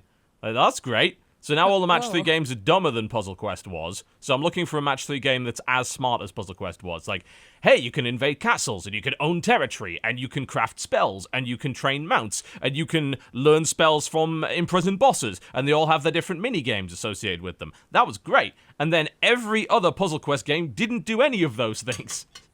I mean, I think, like, not to give a huge amount of credit to Honey Pop, although we've all played it a decent We amount. have all but- played it, yes. Yeah, maybe not Eric. I don't know. Eric, have you played Honey Pop? Have you played Honey Pop? No, I have not played Honey Pop. The Match 3 Don't bother. Eroge game that's on Steam.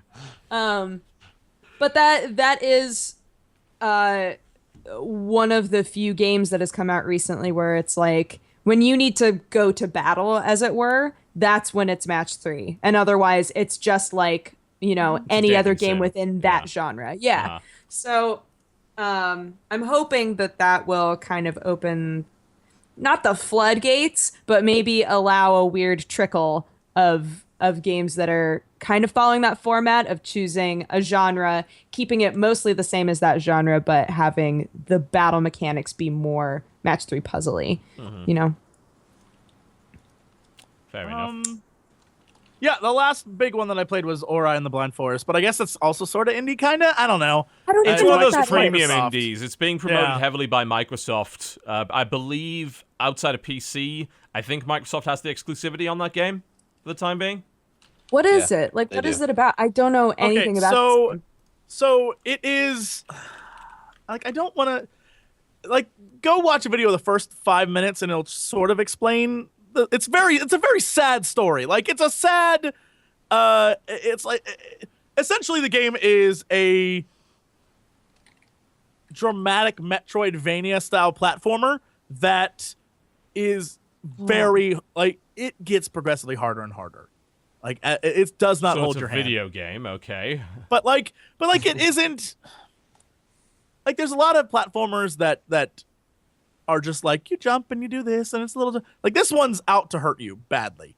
And I really, really liked the way it's a fucking beautiful game. Like, I will, like, just go watch a trailer. Like, I can't even like justify it with words. Like, just go watch a trailer and you'll be like, oh, shit. It makes me feel kind of Studio Ghibli-esque. Maybe it's just the main character on all of their promo, Yeah. but Yeah, it's, I mean, it has that sort of whimsical nature feel. yeah, it's, I mean, it's, yeah, I guess, like, Metroid's about the closest I can compare it to. There are certain skills you have that you need to get past gated areas. You unlock them, you can do, like, glides and different jumps, and, like, it's a game that I think is really, really fantastic. And I actually want to play it tomorrow when I actually get on Steam, more than the, like, 20 minutes I got to play it at PAX, because holy crap, it was a lot of fun. And for a game that was in, like, the little corner of the Microsoft area, the lines to play it were insane. And so I think it really stood out. And hopefully there's, you know, at some point you guys will get to see a trailer of it and you'll love it as much as I did. So that's all I'll say. I mean, I don't know how to describe it. Like, it's a hard game to describe without saying just go look at the trailer.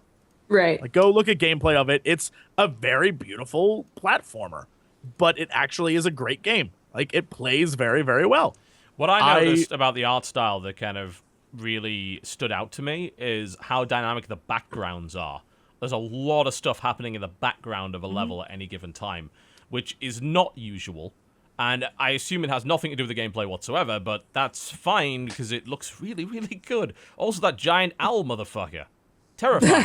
Look at the size of that Hey, thing. that guy. It's huge. Hey, that guy. 10 out of 10. Big owl. Yeah.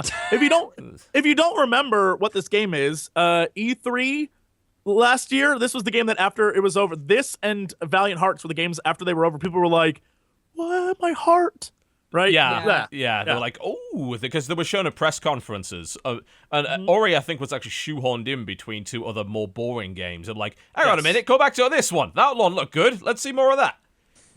Yeah, these were the games that people were like, oh, wow. And it has that feeling. It has that feeling of someone put a lot of heart into this game, and you want to not only play, but appreciate it. And it has that, like, appreciation factor to it. And I've seen a few reviews that have been a little negative, but most reviews I've seen have been very positive on this game, and I feel like it's justified. The negative ones I strongly disagree with. They're like, man. What are the negative things that people even have to say? Oh my god, I would have to go look it up. I don't remember their exact words. Metacritic, an adventure into the strange and dark land of Metacritic, where nothing survives. I mean, this is a game that has an average of 89, which puts it the highest of pretty much any game this year, actually, I think. Yeah, quite possibly. Yeah, a website called Digital Chumps gave it a 7. That was the lowest. I have no idea who Digital Chumps are, so that most of these are talking about how it doesn't have any innovation. And I guess it's an adequate model of a revered genre that's short on innovation. Okay. Well, innovation isn't necessary to make a great game, as apparently everyone else seems to have realized. But, I mean, it's a valid criticism, but the problem is when you attach the criticism to a score and it's, like, not innovative enough, so we give it a 7, that's like, oh, right, okay, whatever. Scores suck. Nobody cares. Get rid of them. Yeah, so those are the big ones that I ended up playing. Duger, what indies did you play? Titan Souls. That game. What was that? What is Titan Souls? Oh my god. I stood around and continued to watch people play it after I played it. So it's a game where you have 1 HP and 1 arrow. You have just a building. Oh my god, it's so frustrating in the best way. You have a building with lots of different doors. Nick Robertson and each door played it on the Devolver channel, so we'll watch him play it then. Oh really? Yeah, he did. You see the little webcam in the corner. How cute. Aw. You go into each room, and each room has a different Titan in it. It's very Shadow of the Colossus-y in that way. There aren't there aren't little things to attack or mini bosses. There are just bosses. It's just bosses. That's all you do. That's appealing. So you go in and you have basically like a puzzly sort of a boss that you have to beat in, again, much of a Shadow of the Colossus way. He just died to a giant treasure chest, so that's a thing. And it's so fun and so frustrating. There were a couple of different ones that people were fighting. There was one that was like a cube with an eyeball on one side, and he would just kind of like flop around on his sides. And I was like, all right, I've played a few Zelda games. I need to shoot this motherfucker in the eyeball, right? But he moves so fast, and he shoots lasers out of his eyeball sometimes, and you only have 1 arrow. So you're literally like, okay, I need to like line up, and then you're like, oh, fuck, he's gone. Oh, shit, and I already shot my arrow, and you have to like run and grab your arrow again and like try to... So frustrating. But when you finally do it, you feel awesome. There was another one where it was like a weird little brain inside of an ice cube, and there were little switches all over the place that you could stand on that would create fire. And you're like, all right, so I gotta like melt the ice, right? But again, he moves around so much, and you have to figure out like what is necessary in order for me to create the win conditions for this. And it's a lot of trial and error, because if you're hit at all, you die, because again, you have 1 HP. And you only have 1 arrow, so you're spending a lot of time like fetching this arrow and trying to perfect when to actually hit this thing. It's really fun, really brutal, and really, really fun. I talked that game up a lot to a lot of people. I was like, you gotta go play this game. And a couple of people were very angry that they took the time to play it because they found it so frustrating. But I felt like it was really fulfilling in a way. So you had that victory feeling when you finally got it, you know? It should be a pretty good streaming game. I'm already enjoying watching Nick suffer, so I think that we could definitely see a lot more of that. Oh, he died to a coin. That's embarrassing. Oh, dear. Yeah, God. Nick, figure it out. Yeah, what the fuck are you doing? So yeah, there's that game that I think is going to wind up doing pretty well. And then let me look at my little list. There was a game called Knocked at the Devolver booth. Okay, so the Devolver booth had like a bunch of like weird ass games, obviously. Yes, that's Devolver for you in a nutshell. Yeah, there was one game that was like, I don't remember what it was called, but it was this terrifying clown. You play like a huge clown and you walk around, I think, trying to hug kids. I don't know. I was like, I'm not into that. I'm not touching that game. But the game that I did play was called Knocked, N-O-C-T. And you're watching it top down as though you're looking through a night vision camera. So the whites are bright whites, the darks are like pretty dark. Nothing is super specific. But you are plopped down in kind of this snowy area, and there's a gun and there's ammo next to you. So you start off like being able to pick up a gun, pick up ammo. And in the top left, you have an objective. And you don't necessarily know what the objective means, but you do know that there are little kind of diamond shapes. And if you follow that diamond shape, that's your objective. So you're trying to walk to your objective and then get the next one. I think the furthest I got was 4 objectives in.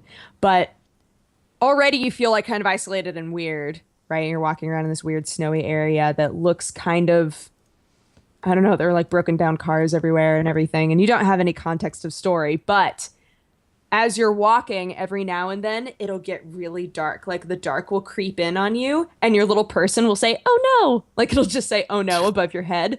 And you can choose to keep walking or not, but you can't see around you. So it's a little bit, it could be good or bad to keep walking because that happens when you're nearby a monster. And these monsters are just like free living in this world and they walk around. And when you're in a certain area near them, it starts to get darker and darker and darker, almost like fear is closing in on you, if you will.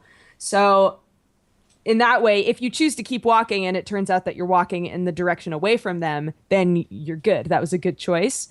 But if you keep walking and you're walking toward them, then that sucks. Or if you just stay still and it turns out that they're coming for you, you're fucked. And again, you have a gun, but some of the monsters are, you know, like only 2 times bigger than you and you can shoot them a few times and they're dead. Some of the monsters are huge and there's no way you can beat them unless you have like a specific type of gun, right? Yep, I just saw Rockley Smile get completely owned by this giant motherfucker. It just came out of nowhere. You had like no chance. Right? So it's interesting in that way. And the thing, it's showing up right now. Yeah. The other thing is that I started to think, well, there are buildings around. So maybe whenever I start to feel that creep, if there are buildings nearby, I can hide in the building. But as it showed on the footage, when you go into a building, you can't see anything outside of the building. Uh-huh. So what happened to me was there was a monster chasing me and I just like ran into a building. And I was like, okay, maybe I can just stay here and wait until he leaves. But you don't know when he's gone. So I like opened the door again and he was literally right there waiting for me and I just died. So it's pretty harsh. And also there was a little key. There was like a little Post-it note key next to me that said, this is your objective and this is the other player. But I don't think in this situation there were other players necessarily. But I'm wondering if they're intending for it to be like a multiplayer experience where you're both trying to complete objectives. Yeah. So yeah, that was an interesting game. I played that a few times in a row because nobody else was really interested in playing it. And I was like, you guys are fools. You guys are fools playing that clown game. This game is interesting. So cool. I played that. We've got time for about one more indie game, then we'll go for a break and then we'll do the news. Okay, this will be a short one. At the Adult Swim booth, they had a game called Death's Gambit. I went up there and I could only be there. It's a complete dick, right? It is. Why do you anything like all that's these games? Published by goddamn Adult Swim is guaranteed to be a fucking nightmare. Oh, I love Adult Swim games. I know, but they're all very hard and want to kill you. That's not true. Adventure Express is not that hard. Everything else, like Robot Unicorn Attack, fucking Super House of Dead Ninjas wants to kill you, Super Combo Man wants to kill you, Super Puzzle Fighter wants to kill you. They all want to kill you. So I went there and met all of the dudes who were at the booth, and they were really nice. And I only had a couple of minutes to be there. So they were like, all right, here's a pitch for all of the games. Which one do you want to play? And the way that they pitched Death's Gambit was that it was kind of side-scrolling Dark Souls-y. And I was like, I'm in. Let's play it. So I played it. The thing that I appreciate about this game, aside from the art style, I think the art style is pretty fun, is also that they start you off with a sword and a shield. And in Dark Souls, I would have a shield, but I would never use it. Like I would forget to use it, and I still was able to get through the game, you know? In this game, it's literally you have to use your shield and your sword, and you have to know exactly how to use them or you're super dead, you know? Okay. So I played through 2 different bosses. I didn't beat the final boss that they let me play, but it was a situation where they would just sit back. They would just sit back and be like, okay, yep, you're going to need to probably use your shield next time. They wouldn't tell me what to do, but they'd just be like, you're not using your shield. Okay, he's far away from you, so what else do you have? And I'd be like, fuck, I have arrows. You know, like I would remember that there were all of these things that were super necessary in order for me to win.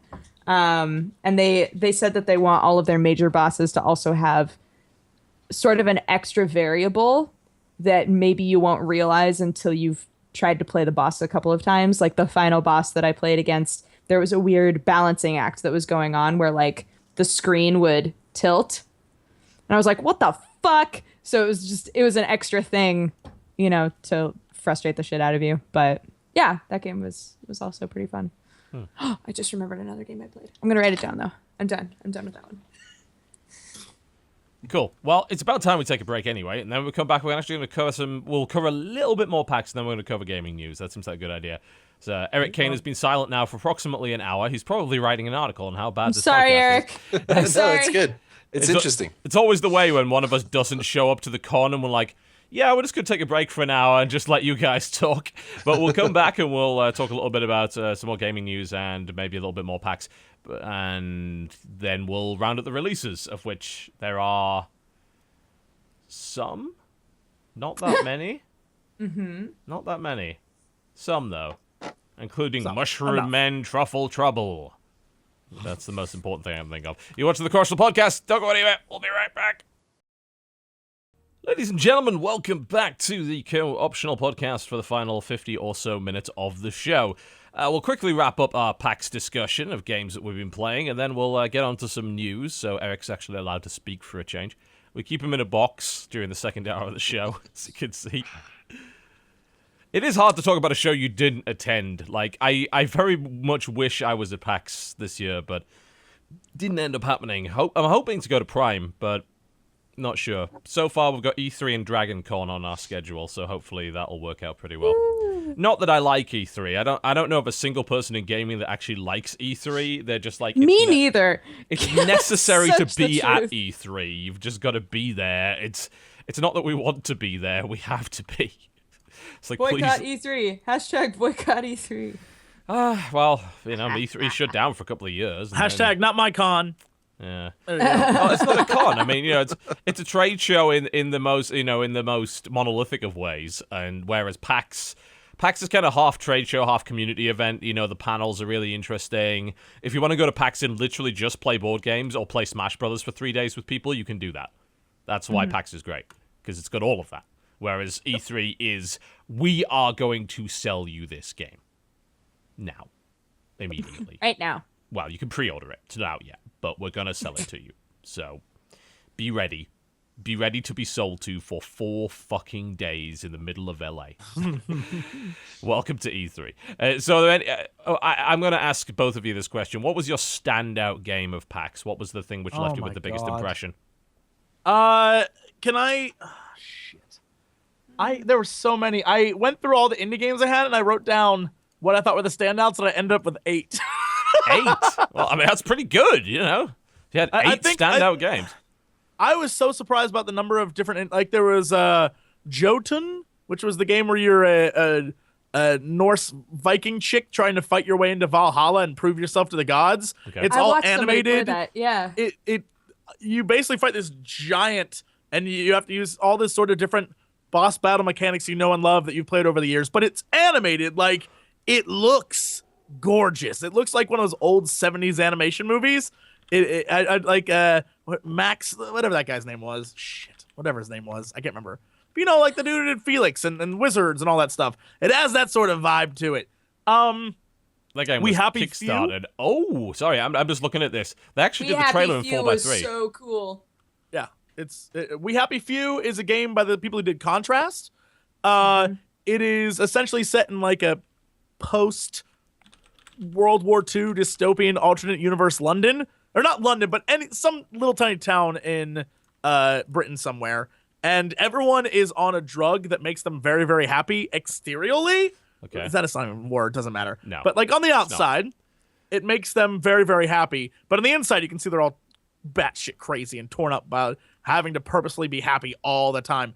And so this is an interesting trailer that I'm watching right here. they don't particularly like that you're not happy. So it's sort of like a roguelike-y, don't starve-y kind of game where it's not supposed to take long to beat, but it's very difficult. And there's scenarios throughout the entire thing that change every time you play. So there's a million different little things to do, but it's different every time you play. So it's very Binding of Isaac-y in that the weapons you find and the things you can craft and everything you can do changes every gameplay. Like, and really everyone, does. yeah, it's in this weird trippy 60s where everyone's very happy, but they're also psychotic. And your job is to literally just escape. And it's difficult to do because anything can trigger these people. If you look at them for long enough, like you're supposed to blend in, like in the zombie movies, where someone blends in with the zombies by pretending to be a zombie, you have to pretend to be happy. And if you stare at them for too long, they get freaked out. If you break into someone's house, of course they come after you. If you don't do normal, crazy people happy things, they'll come after you. And what I think is great is you can run and hide in the red telephone boxes, but instead of a telephone in there, there's drugs. And so you take your pills, and all of a sudden the world gets blurry and like butterflies fly around, and you're like, I'm so happy. It's great. It was really fun. That looks phenomenal. I mean, what a great idea. And it looks like the implementation, if it's anything like that, like the really scrappy first-person combat with improvised weapons like a cricket bat and a saucepan and things like that, I dig that. I mean, Contrast's aesthetic was one of its strengths. It's a shame that game didn't do so well. Like, when I first played Contrast at PAX, it was like my game of the show. The problem is when you play the full game, it doesn't quite work as well as the demo did. Like, it was quite buggy. The puzzles were not as clever.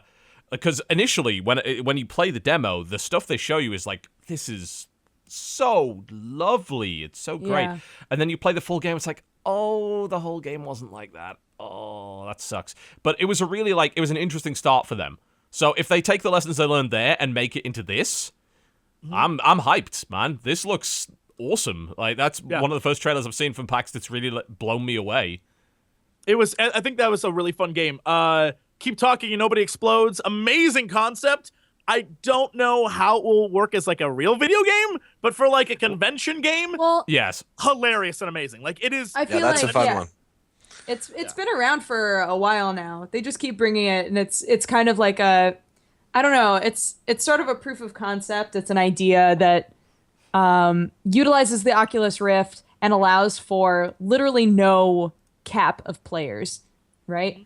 There's so many different things where I think people are worried that everybody's going to have to get, an Oculus Rift in order to play something. And in this scenario, it's literally just if you have one friend who has it, and then every other friend who's in the room, regardless of how many that is, can participate in trying to help you defuse a bomb. Like I like that idea, and I don't know whether or not that game specifically will be, very successful. But no, I think don't that think it's so. a good. I think that it's a good start to that sort of an idea, like thinking in those sort of ways. I think it's almost like taking one of the mini games from Nintendo Land and saying, "Hey, this is how we prove that the gamepad works." Yeah. It's not a game that I think you put a game like that in a pack with several others and call it like the Oculus Rift like VR pack, and you have like the bomb defusal game. You have what I want is to make it literally a nightmare game. I was talking about that kids game show Nightmare, where the one kid wears the helmet and he can't see anything, and everyone else is directing him. I want that. That kind of idea. There's all sorts of things you could do with Oculus Rift that would be interesting, but on their own, I don't think would probably make good full games. But as a pack, like kind of like Sports Friends, I think they would. Like, no one's going to buy Johann Sebastian Joust on their own, but they will buy Sports Friends, which has a collection of games that kind of take those kind of ideas. So is that about it for PAX, or is there anything else particularly you really wanted to mention? I mean, I think this year there were a ton. There were a ton of really fun. I think they're all in the same vein, but really fun multiplayer games, like multiplayer like party style games. I wish I could remember them all. There was Toto Temple Deluxe, which is a party game where you have to keep a goat on your head as everyone tries to get it off as the world tries to kill you. Okay. It's very fun. You're little totem men, and you keep a goat on your head, and the world's trying to kill you, plus other people are trying to get the goat. There's Move or Die, which is you play as little tiny avatar people, ones that like piece of toast, and you are going through mini games like paint the world, get the crown, all the usual things you would expect in a party game. It was very, very fun. I mean, there was a ton of those style games. Like, I think this year it was like a lot of group-oriented party multiplayer, like local co-op games, local multiplayer games, and roguelikey Don't Starve games were like the big thing this year. Too many fucking survival games. There was a game. It was really cool. I got to talk to kind of the art director for it. It's a game called Together. And it's a co-op game. It's you play, there's two of you and you have to solve puzzles together, and there's a storyline and all this. Is this the one where you're the mother-daughter, or no? Mother and son, I think. Yeah. Yeah. And it was interesting talking to them because the game, I was saying that I was really excited to see a game that had some different representation because the mother and son are Middle Eastern. And they said that originally everything in the game, every person in the game was white. And then they had kind of this sit down where they were like, let's try to be part of the change and put some more representation in games. And so they redesigned the entire thing.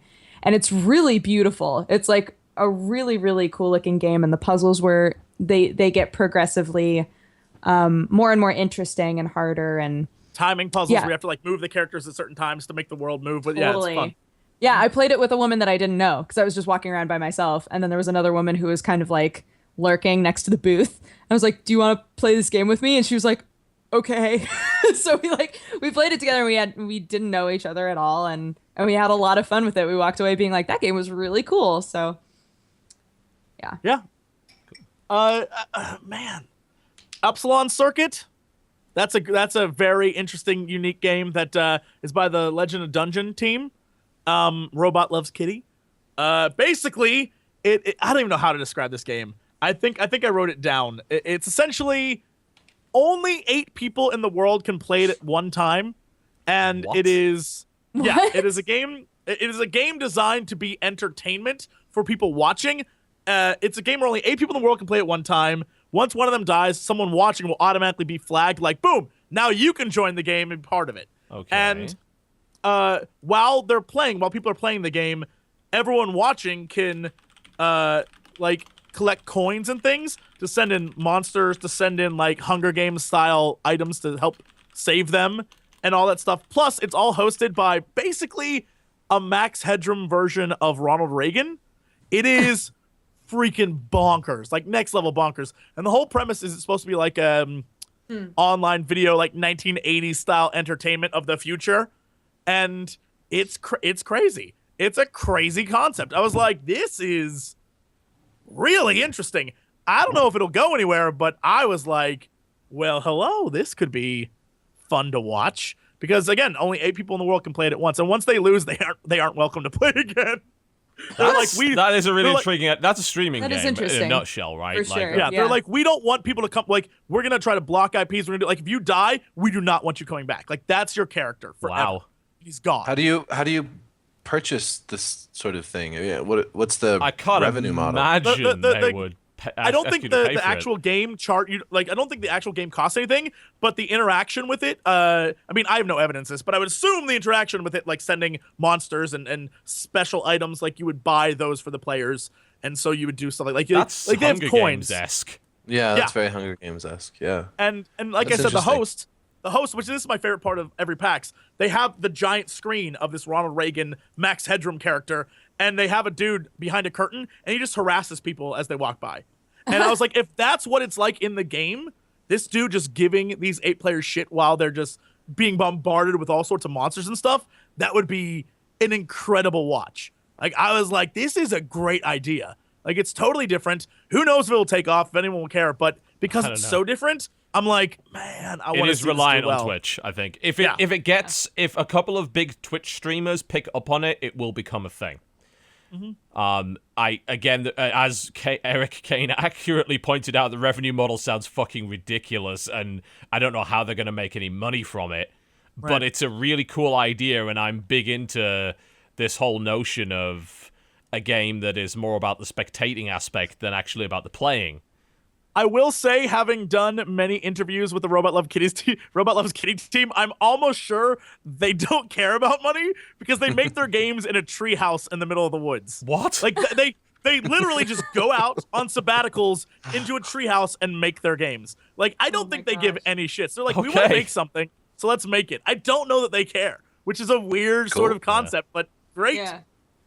Yeah. It's actually a fair point that one of the Twitch admins brought up in the Twitch chat. How the hell are you supposed to stream it? Like, if there's only 8 people playing, you'd have to get super lucky to be able to play it.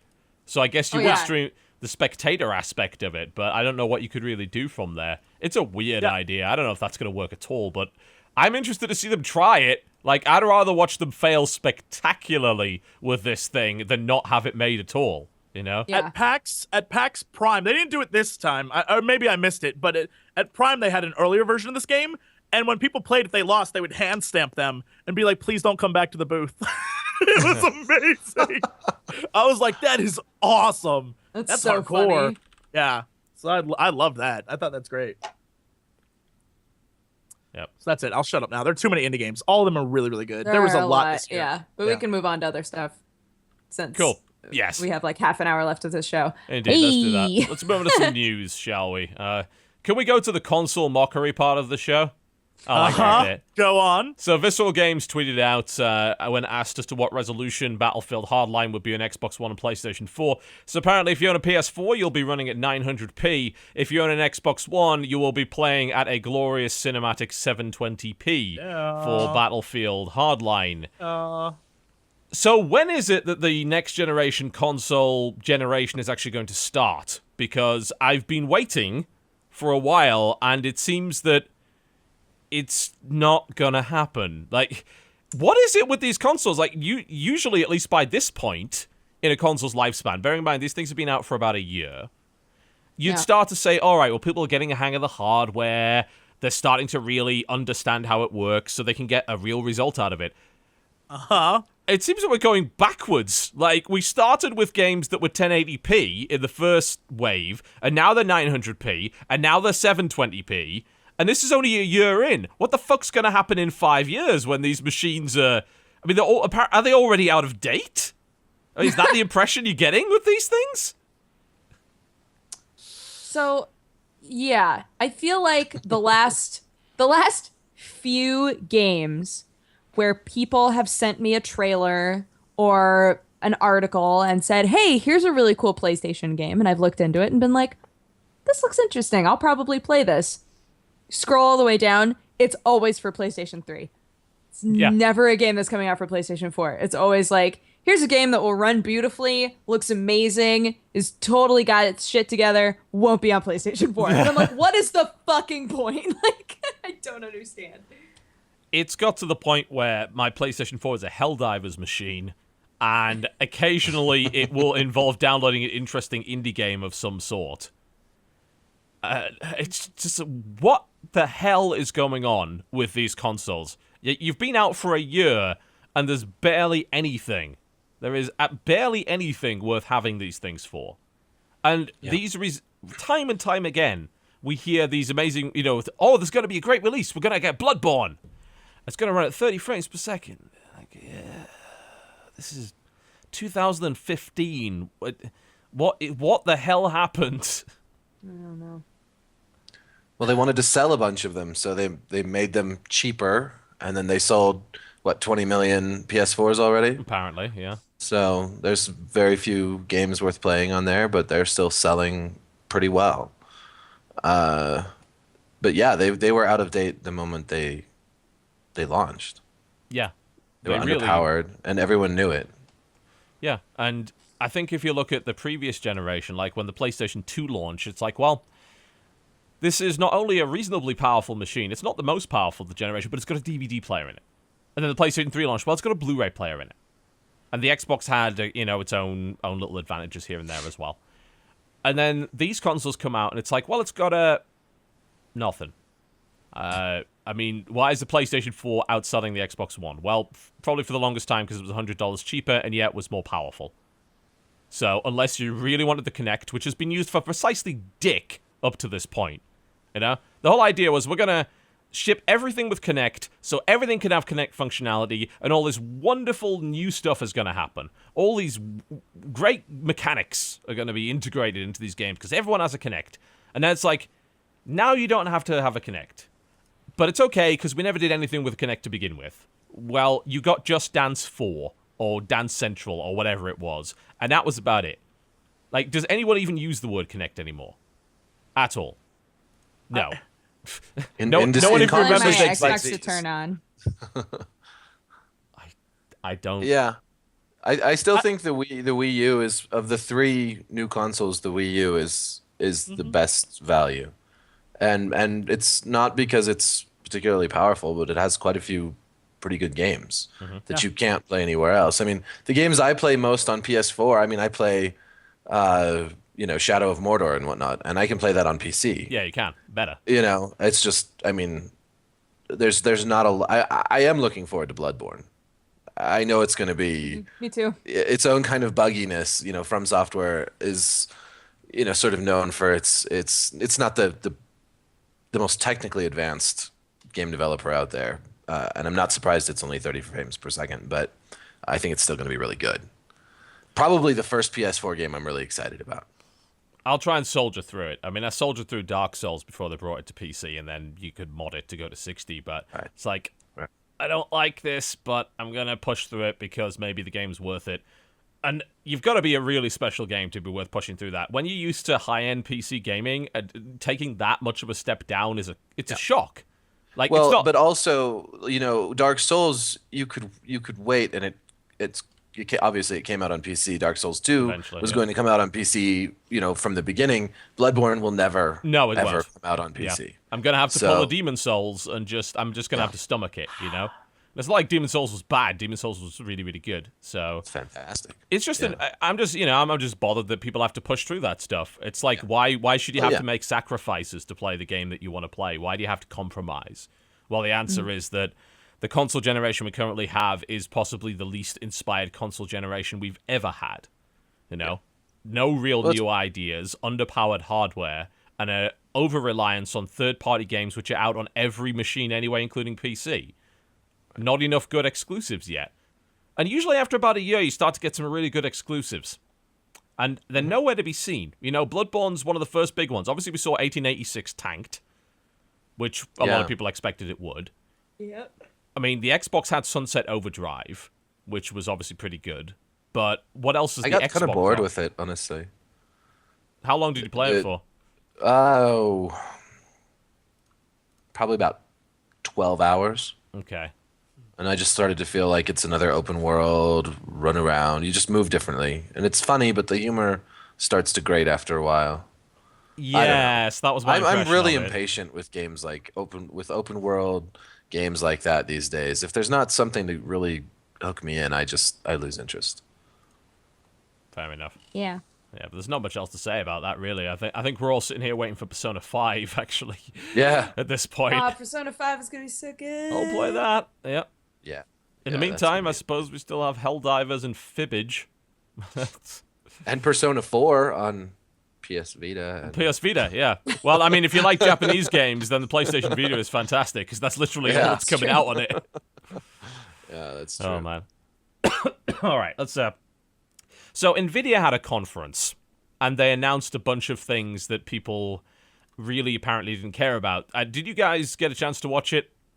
They announced... I did watch it, and I think you and I both, were watching it on our own channels. I can't even begin to tell you the joke I had at the beginning when the guy was like, today we're going to announce 3 things. A new TV. A new... computer. And I was just tweeting out guys, I bet it's all gonna be the same thing. It was the same thing. It was all the same thing. I saw through that press conference to begin with. Here's the thing. For most of it, I was like, all right, whatever. but the price point's really low, so I feel like I don't know. But like, it's I don't know higher what than to every think. other set-top box on the market, though. Like, it's twice the price of an Amazon Fire TV. It's twice the price of an Apple TV. But I think the thing that they're hoping that they'll offer is the streaming. Like, the PC to TV thing, I don't know that I would ever use, ever. But I think... I will, but I think I'm going to use it with the Steam Link rather than this. I don't know. We'll see which performs better. The Steam Link's promising 1080p 60. If it manages that over Wi-Fi, then cool. We're good to go. Yeah. I think they're the servers that they are setting up, the whole like streaming a game. I think that's probably the more interesting part of it all. But again, that's like you have to wait until you see the service and have to like see it in real life. I mean, it could just be another like, what is cloud gaming? And we have another on live situation, and no one wants that. PC gamers don't want cloud gaming because a lot of the cool things about PC gaming, like modding and being able to fix problems yourselves, you can't do that with cloud gaming. Not to mention the fact that you're reliant so much on your internet connection to not suck, plus your Wi-Fi to not suck. You've got both of those things to consider, and then it's like, oh, is my game playable? Oh, I don't know. I used On Live when it first came out, and it was like, well, this is interesting technology, but ultimately it's worthless. I could play Unreal Tournament slower and worse. But no, we're not gonna do that. That sounds like a I don't bad know idea. if necessarily the presentation sold me on anything in it, because there was a lot of like really janky, like, can you believe how amazingly powerful Borderlands is? Well, And they it's put like, Crysis 3 on the thing. You gotta give them credit for that. but that was the different service. That wasn't the No, no, it was running natively. That wasn't on cloud. They were actually running Crysis 3 on that thing.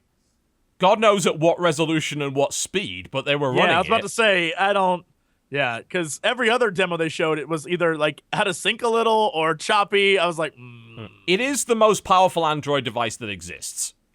But simultaneously, like, Nvidia is really on this bandwagon of saying, we want to push Android as a legitimate gaming platform. And they're getting stuff ported to it. The problem is Android has rampant piracy issues, and nobody buys games on Android. Which is why people stopped releasing games. Like, if you go to the Google Play Store and compare it to the iTunes Store, like the App Store, it's a graveyard. You're waiting often months for ports to Android devices, because unless it's a free-to-play game, in which case people are okay with launching it.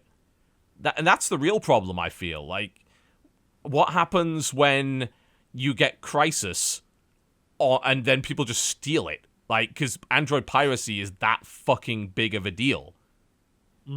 You've heard several mobile developers complain about it. Monument Valley guys were saying that it was like something like 90% of the copies of Monument Valley running on Android devices were not paid for. And that wasn't even counting the giveaways. They were actually counting pirated copies. That's a huge amount. And Monument Valley was a $3 game, not a $15 to $20 game like Crysis would be. I don't know. I'm a bit worried. I don't know, maybe they have a way of DRMing it some way through the Tegra Zone store, but I'm a bit concerned, to say the least, about the piracy rate on Android being a huge barrier to anyone developing worthwhile games for it. So there's that. I just want to know a bit more, actually get hands on, because I would like to. It seems like a very capable set-top box if you don't have one. Like, if you don't have a smart TV, or you don't have, like, an Apple TV or a Fire TV already, or even a Chromecast can do most of that, and is $30. But, I mean, again, that's why, like, I feel like it was like a like most presentations, it was a promise factory. Like, we're going to do this, and this, and until you actually get one and try it, you don't know exactly what it's capable of. Yeah. So I mean, I wonder if they're going for this even cheaper console market. It's weird because it's like it's a do it all kind of system, isn't it? Because you've got the streaming, you've got the grid, and then you have native Android gaming in a $200 box. So are you saying at this point we are a cheaper alternative to the console market? Because you're also doing all those other things. I think that's what they were going for. Yeah. I just wonder if they're just trying to appeal to multiple markets with it, maybe. Which I don't think is a terrible thing. I mean, if you can make your machine do all of that, then why not?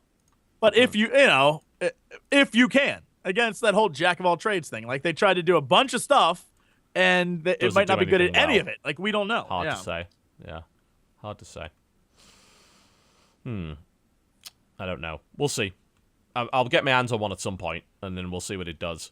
Maybe it has enough functionality to become my new set-top box. I mean, I use mostly my Amazon TV because it's faster than my smart TV's functionality.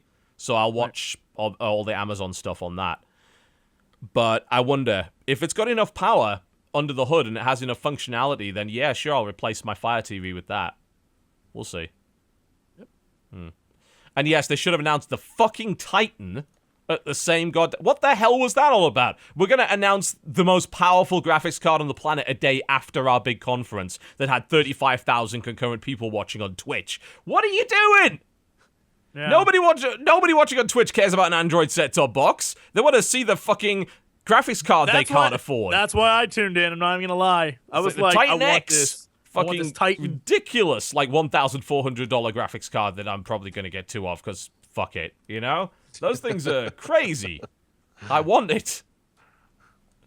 I won't buy a card that expensive out of principle. It's just, Really? I mean, I can't justify it. I'll find a way to justify it. Yeah, there's nothing. I'll figure one out. Justify it. Look, Justification is it's a justification business expense. We'll get some. Yeah. I can say I'm buying this instead of buying a $10,000 iWatch or Apple Watch. Oh, God, yes, that- we could talk about that. Erik Kain, your opinions on smartwatches, go. I mean, most smartwatches are fairly cheap, and if people like them and want to wear them, go for it. $10,000 for a smartwatch that will be essentially out of date in a couple of years is crazy. Agreed. I mean, It is possibly the dumbest thing I've ever heard. It is really stupid. I mean, I think it's crazy to buy a $10,000 watch ever. But if you've got money, you might as well buy a nice Swiss-made watch. It'll last you for life. One that lasts you for life, one that's got some actual human, artistry. And an Apple Watch is just insane. It is. I mean, if people want to spend their money that way, then hey, I think they're lunatics. But spend your money, throw it away. It's Apple. People love to throw their money away at Apple. The comments True. I saw, there was like a whole string of comments that just proved how disturbing a lot of people are. They were like, basically, if you're walking around with a $10,000, because, everyone will notice because you're the gold iWatch or Apple Watch person. Basically, you're just a mark for people who are looking for rich people to rob. Like, that was a lot of the comments. I was like, all right then, internet. That's where we're going, huh? Well, they'll probably release another watch that just looks gold but isn't real gold. And then True. It'll be basically the same thing. I mean, as a status symbol, it's just a very peculiar decision. Yes, Like agreed. anyone spending that. I mean, if you've got that kind of money, those kind of spending decisions are very much about status and showing off, and that just seems like a really bad way to do it. I feel like it's that Great Gatsby thing of like old money versus new money. You're not going to see any old money people walking around with an Apple Watch. They'd be like, Right. Why would you buy that? Like, what kind of idiot would ever spend their money on this? I feel like it's that kind of thing. The old stodgy Yeah. people in Europe are like, like, there's no reason to ever have it. And then there's some, tech guy who's like, check it, bing. People are gonna be like, you're an idiot. You're an idiot. I don't see the appeal of a watch that has an 18-hour battery life. Yeah, that's so Yeah. stupid. I will admit to backing the new Pebble. I backed the Pebble Steel. It's like, yeah, this lasts for about 10 days. I'm like, cool. I take my watch off like once every 10 days. I can charge it then. That's cool. 18 hours? That's fucking a pain in the ass. You have to charge your watch every fucking day. I imagine there's going to be people that go to sleep with that thing on and actually plug their wrist into the wall overnight. God.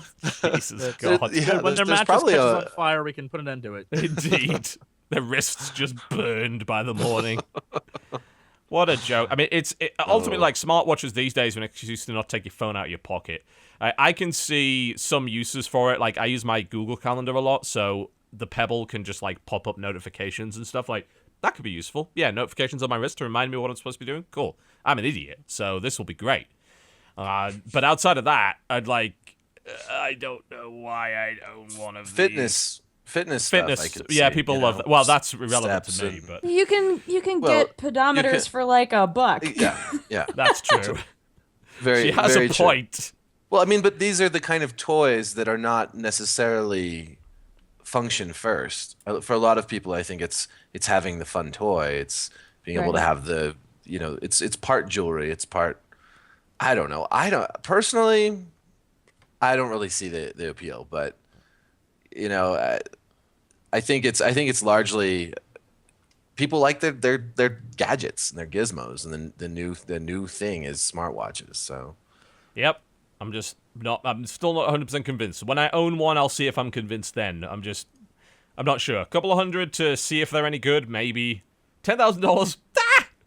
I think they Look, should make Apple- smart necklaces that you wear on like a big gold chain. Yeah.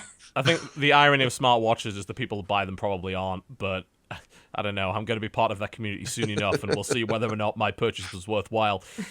Dissing Possibly yourself not. ahead of time. Yeah, I'm fine with that. I'm just like, I know I'm taking a risk on the Pebble. I'm like, am I even going to wear this? I don't know. I guess we're about to find out. Look, I I'm just gonna would say lose it.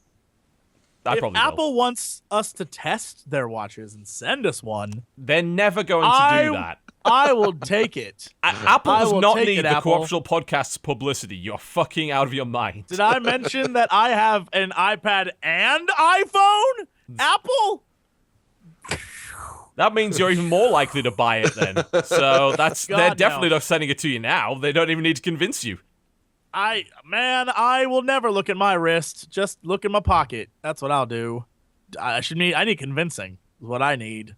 Wink. Even the default watch is going to be Wink. pretty expensive, right? Because we talk about the gold thing as if it's like the only one. Like, isn't it? It's like $349, $449, something So like that. it's yeah. more expensive than every other smartwatch on the market, There's, right? Yeah, okay. There's a $350 version, a $550 version, and then the $10,000. Well, actually, no. There's the first one that's like the sport one, which is it's the cheapo one, which is like 300 something, 400 something, and then the next one, the stainless steel one's like the numbers was like from $500 to $1,000, depending on what band you get. It's like, come on, this is ludicrous. Whatever. It's a $60 cake, really. Let's be honest. Yes, and we all know how that turned out. We do Not indeed. well. Not well. No one was impressed by a $60 cake. Now, as someone that actually writes news, maybe you have a couple of other things you'd like us to talk about, Eric, because I'm out of ideas. Like, it seems to have been a fairly boring week, but you have your finger on the pulse. Let us know what's going on. I haven't really lately. I just moved, and then my computer crashed, as I've mentioned. So, like, Lazy. the pulse. I know it's just been and it's dead. I mean, there's not a lot going on, really, in video games. I mean, there's people mad that people didn't like the order. They're still mad about that. Still mad about that, apparently. Yeah. Well, maybe make a better game next time if you want people to like it. Yeah. I mean, and various game release dates have been announced, like There at are GDC video games, and is the news. yeah, I don't know. There's not much going on. I suppose probably some horrible thing was said by someone on Twitter. Most likely. Yeah, I would say so. That has happened fairly frequently. Yeah. It's like, who have I been insulted by this week? Oh, yes, a 10th-rate movie critic and an ex-NFL punter. Okay, yeah, great. Yeah, What? I always stumble on your Twitter feed and see that some sort of Someone's drama. decided to try and end my career again. It's like, you've been trying this for 8 months and it's clearly not been working. What the fuck makes you think it's going to work now? Point of order. Why is an NFL punter attacking you? He has nothing better to do with his life. He literally does nothing. Like, I asked him, what do you do exactly within the game scene that makes you believe that you have influence over PR companies to get them to stop sending me video games? Who the fuck are you? Wait, why would a punter? That doesn't even, you know what? Ex-punter. He has ceased to be. Is he in the gaming world? Like, Yes, he entered like, the gaming world. It's like, YouTube.com so what is your job / exactly? Well, I'm a punter X. professional Twitter person. I'm a social media expert. A professional twat? Is that what Professional you're talking about? twat. Yes, special- I'd use that I believe that's what they're Twatter. called. for a good Yeah. reason. Yeah. I'm an professional twatter. That's what I'm gonna call myself. Those aren't even real words. I'm You're an gonna- special twatter. Well, to be fair, if you see the word social media expert on anyone's profile, you immediately know the person isn't worth talking Oh to. my god, can we all put that in our profile? On Yeah, Twitter? let's go. Let's do it. We're changing. We're all going social media expert. Here we go. I'm going to Social change my media Twitter expert. profile right now. Special twatter is what I'm gonna write on mine. A special twatter. Okay. Social Espec- media expert. There we go. I'm a social media expert. Cool. I've changed mine. Exclamation point. There we go. My Twitter's been changed to social media expert. Still under the name literally Galactus, but you know, whatever. Right. Obviously. And a special twatter. Is special? How do you spell a word that doesn't exist? ESPE. That you made it up. You fucking S-H-A-L? figure it out. SH. However You gotta you put want. an SH in there. SHINAL twatter. Done. Saved. A special twatter. TB needs to borrow Colbert's "Who's Attacking Me Now" segment. That would take the entire show. I wouldn't bother. And meanwhile, we sit here with more audience than God. I don't know. All right, well, I think that pretty much wraps it, doesn't it? So let's have a look at the release list, shall we? Let's see what's going on with that. What are the Hotline, video I games? think, today. Describe the video games. All right, so today it is March 10th. It Our is! first game that came out is Tokyo Twilight Ghost Hunters for Vita. I bet it's anime bullshit. I my bet you God, might be Tokyo right. It is by Twilight. NIS America. It is guaranteed to be anime bullshit. Ghost Hunters. Why won't you load faster? I want to see your Oh bullshit. yeah, such Ghost Hunters. Look at Yeah, this. that's They're hunting ghosts so hard. It's an adventure game with visual novel gameplay and strategy roleplay elements. Yep, that sounds like every NIS game ever. Okay. I'll try that bullshit. Indeed. Next up is Assassin's Creed Rogue for PC. Yay! Because that's relevant in 2015. I don't know. I do need to check it out. Apparently, it was better than Unity, but that's only because it was literally Assassin's Creed 4. So, okay, we'll see. Also, it has the worst Irish person.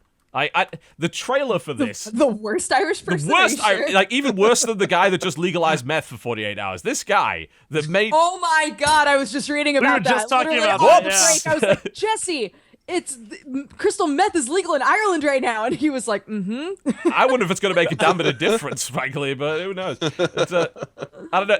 Just the trailer of like, I am a hunter. I'm like, oh god, stop. That's a really good Irish accent. that was I good. am a hunter. Oh, top of the morning to you. I'm a hunter. I am. Gav hates me right now. Okay, all right. Casual racism aside. Next. Next up is Atelier Chalet, Alchemists of the Dusk Sea, which Lots I of was Italian just games. watching a trailer for this game with JP. It's an RPG. Yes. It's The on art PS3. style looks really nice. Actually, the English voice acting is not bad. So it Girls looks in fun. bikini The combat while was fun. fighting. Nice. It's got all the Sign me things up. you want. Yeah, it does. What? Girls, bikinis, fighting. God damn it. Man. Japan. Next up is Resident Evil Revelations 2 Episode 3 for PS4. Boo! For anybody who's still playing those. Yep. Patrick Klepek says it has too many puzzles, but he liked it anyway. So there's your assessment. There it is. Why is City it episodic? Nobody Skylines fucking came knows. out for PC today. Yes, everyone loves City Skylines Wow. so far, except for the poisoning of the fucking water. Oh god, this game has no disasters except for this one, because fuck you. Except this exact thing. This You're welcome, exact thing that TotalBiscuit. just ruined your entire city in 12 hours of your life. Congratulations. Next up is Mushroom Men Truffle Trouble for PC. What? Yep. Mushroom Men Truffle? Looks like a puzzly platformy thing. That wouldn't surprise me. Mushroom Men Truffle Trouble. Looks fucking weird. It's a unique game. It's a platformer. It can't be that unique. With imaginative puzzle solving involving moving, stacking, and using objects to create new paths. That you're gonna have to impress me a little bit more than that. That's I mean, it doesn't look too bad. It's pretty, certainly. It's got that kind of train vibe to it. Except it has neon and rather strange looking It's characters. reminding me more of like Oddworld. Yeah, I'm getting that vibe. Next up is Hotline Miami 2 Round Number. Wow! Oh my gosh, no one knew. That's always pretty good too. That came out today. Yeah, it's out today. $15 for that game, totally worth. Worth. It's good. If you like your little bit of old ultra violence.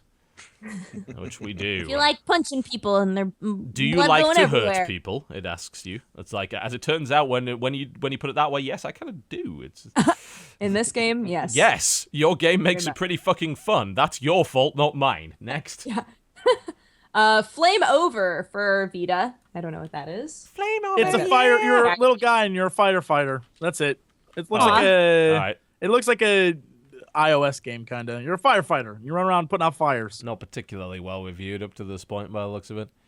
It is a firefighting squirt 'em up. Okay, that could be taken the wrong way, but all right. Twin stick squirting. That grosses You me what, out. mate? You what? All right, next. And Parallax for PC. That's a bad name for a video game, because that's... I am looking this up and I cannot find. Of course you can't, because parallax is also the term for parallax scrolling, which means that's the only thing that's going to actually fucking appear on Google. So, that's lovely. It's a first-person puzzle game with 2 overlapping worlds, apparently. Art style's kind of interesting. Toasty games, yes. There's a... Oh, is this entire thing in monochrome? It is, by the looks of it. Yeah, the whole game is done in a monochrome art style. Actually looks surprisingly interesting. Terrible name for a game, but it looks kind of fun. Next up on March 11th, which is tomorrow at Yes. the time that we are recording this, Ori and the Blind Forest comes out for Xbox One and PC. Yay. Which we talked about earlier, so but back up this VOD if you missed it. It looks real pretty. And Reign of Kings for PC also comes out tomorrow. It's early access. It apparently has a lot of naked men and Game of Thrones references in it. It seems to be... It is a struggle to survive in a harsh medieval world game. So it looks like it's trying to be a prettier version of Mount Blade, by the looks of it. We'll see. I thought you were going to say Mount Your Friends, and I was like, No, no, I was not going to looks say that. just like that. No, yeah, definitely. Completely the same game. Next. March 12th, we've got Chronix for PC. Okay, it is a fast-paced, action-packed multiplayer PvP game, according to them. And most people seem to like it, although it has apparently mixed reviews on Steam. Don't really know. All what I to know think is of I this went to one. their website and the music when you load in is like. I was like, oh shit! It's So- basically it's a free-to-play third-person arena game, which there are kind of to a penny these days. So I'm not sure if it's any good. This next game I cannot find at all because it's just called Enemy. That is Enemy a for fucking PC. stupid name for a game. And so I typed in Enemy game and Well, if you search on Steam, we you actually, know. I'm pretty sure, like, we had a look at this at some point, and it was some weird kind of block game. I don't know what's going on with it. It's very strange. Oh, it's Steam Greenlight. Yeah, it's like permadeath, block-based, roguelite, turn-based XCOM. Like, I saw something, I don't know. And it's a terrible... Don't call your game that. It's too generic. No one could find it. Learn your SEO, motherfuckers. Jesus. It was funded on Kickstarter. 18,000 simoleons. Not bad. What's that in money? Conversion rate? I guess 1.4. I don't know. Something. Something like that. All right, fair enough. right. And the next game... March 13th, we've got Codename Steam for 3DS. Well, I guess I'm going to have to pick up a new 3DS. I've been trying. I feel like I've been trying to. Let's go back to Amazon and see if they have them in stock. Let's guess Prepare to get no. the theme For not song to Codename $600. Steam. Oh, it's okay. I could buy one at a what looks to be a $50 markup. Yeah, Ooh, fuck you. good. I probably should just go to GameStop. They probably got them. Let's be honest. I won't You'll get the you'll shiny have theme gold song one, but whatever. stuck in your head for a week. Mm-hmm. They have a whole like bouncing text Codename Steam. It's like to fight the alien madness. It's horrible. It's That legitimately. sounds like Wonderful Codename 101 Steam. with all of its singing. That was the best part of yes. that. It's fantastic. LA Cops for Xbox One. Oh, so course. basically you shoot a bunch of innocent people and then get off with a warning, right? Heyo! Topical! Oh, so topical. It actually looks nothing like that at all. I don't know what it is. It's got an interesting art style, I'll give it that. There appears to be a roller coaster in there somewhere. I'm not sure what's going on with it. Okay. From the makers of Typing of the Dead, The Button Affair, and The Cat That Got the Milk. Alright. Alright then. This doesn't explain a damn thing. All right, it is apparently a fast, action-packed 3D top-down shooter set to the theme of the 70s, the LA cops trying to do a tough job in a tough town. Right. Good. Yeah. I still don't know what it's about, but the art style's cool, so I'll have a look at it. Yeah. Next. Next is In Exilium for Exilium. PC. In Exilium. In Exilium. It is an isometric hack and slash RPG with an emphasis on minimalistic design and player discovery. Fancy. So fancy. Although I suppose that's what it's like. Minimalistic design is like. Does that mean bad graphics? It doesn't actually look like too bad. I gotta say, obviously it looks fairly indie, but it doesn't look too awful. Don't really know what to say about that. Procedurally generated in furnace dungeon levels after campaign completion. Okay, so they're trying to be Diablo then, by the looks of it. All right.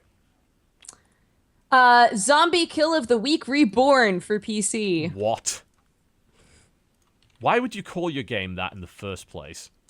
The logo on the Steam store appears to be a combo Markiplier TotalBiscuit character with Also- a cigar and a shotgun fighting off zombies. Not Is even that a joking. Hotline Miami character with the chicken mask that I saw in the trailer? Look, all I'm saying is It is a view 2D image. side-scrolling wave-based zombie shooter. All you know is that image right there. That is I guess. That is the Thank logo. God. We had that. That's Marka Biscuit no. here to save the day. Look at that logo. He has a top hat. He does. Very styling. Oh my goodness. Next. All right. Next up is a game called Dodge for PC. Enemy dodge. Come on. That's a Ludum Dare game. Here's I the don't thing, even know if though. they're going to charge for that. If someone named their game Dodge and there was the only thing you couldn't do was dodge, that'd be the best effing game. It's a minimalistic arcade-style game originally made for Ludum Dare 26. Your aim is simple to dodge the incoming squares for as long as possible. All right, well that sounds like it. You're on a grid, so you're on a like a 3x3 grid, and that's how you do your dodging. You can move to different spaces on the grid. That appears to be the only thing that the game does. So either I hope that's extremely cheap or extremely free. Next up is Tennis Elbow 2013. 2013, thank fuck. We've been waiting for this for years. Finally here. I know. It's finally here. Created by and for tennis fans, Tennis Elbow 2013 is a tennis simulation with an easy and intuitive learning curve. Thank God. Original release date, unsurprisingly, 2013. We have no fucking idea why it's here now. Right. Not a clue. Hector for PC with a K. I feel like we looked this up before. I feel like you're absolutely right on that one. I'm just trying Maybe to it remember got what pushed. exactly it was. It's a first-person psychological horror where nothing ever stays the same. Explore a world that literally moves with your every twist and turn as corridors shift and change before your eyes. Fuck that! If you remember, this is the one where you were like, you wake up in an underground lab, and in the trailer, it's Right. like the dude's like high, like what's going on? And then at the very end of the trailer, he turns the corner, and there's like these eyes staring at him, like hello. And I was like, nope, I'm out. Nope. Don't play this. Procedurally generated horror. Nope. No I'm out. way. You apparently have to And- scavenge for pills for your psychosis, which is an interesting idea. Yep. Good. And last up this week until next Tuesday is Heroes of Hellas 3 Athens for PC. Right. It appears. Is this Mahjong? Like. There have been two others of these. Apparently, you rebuild Athens using what appears to be kind of Mahjong tiles, I think. I actually have no idea what this is. It seems to be a combination of, like, Mahjong-esque mechanics with some city building. Interesting. That'll probably be kind of cool, I gotta be honest. That actually looks pretty neat. I'm in on Heroes of Hellas 3, guys. It's gonna be a thing. You're in. I'm in. Absolutely. Huh. Alright, well, that's video games for the week. Thankfully, you have Cities and Hotline Miami, because otherwise you're probably not going to be that entertained this week, unless you really like Assassin's Creed, but there you go. Huh. Alright, well that brings us to the end of the show, folks. So now you have experienced PAX in a long drawn-out, poorly explained fashion. vicariously through the minds of Dodger and Jesse. But there you go. That's the end of our show. Thank you very much for watching. I would like, however, of course, to give everyone a chance to tell us what they're going to be doing this week, where they can find this stuff. We're going to, of course, start with our guest, Mr. Erik Kain. Where do we find your stuff? I know you have a YouTube channel that you don't upload too much to, but you also have, of course, your Forbes columns. So what can we expect coming up in the next week or so? Well, hopefully I will write about some of the games that have just come out recently, including the Codename Steam and Hotline Miami 2. And various others. I'm going to play the Ori and the Blind Forest, so maybe some writing about that. Like I said, there's like no news, so probably I'll write about TV a lot, which I do when there's not much to write about in video games.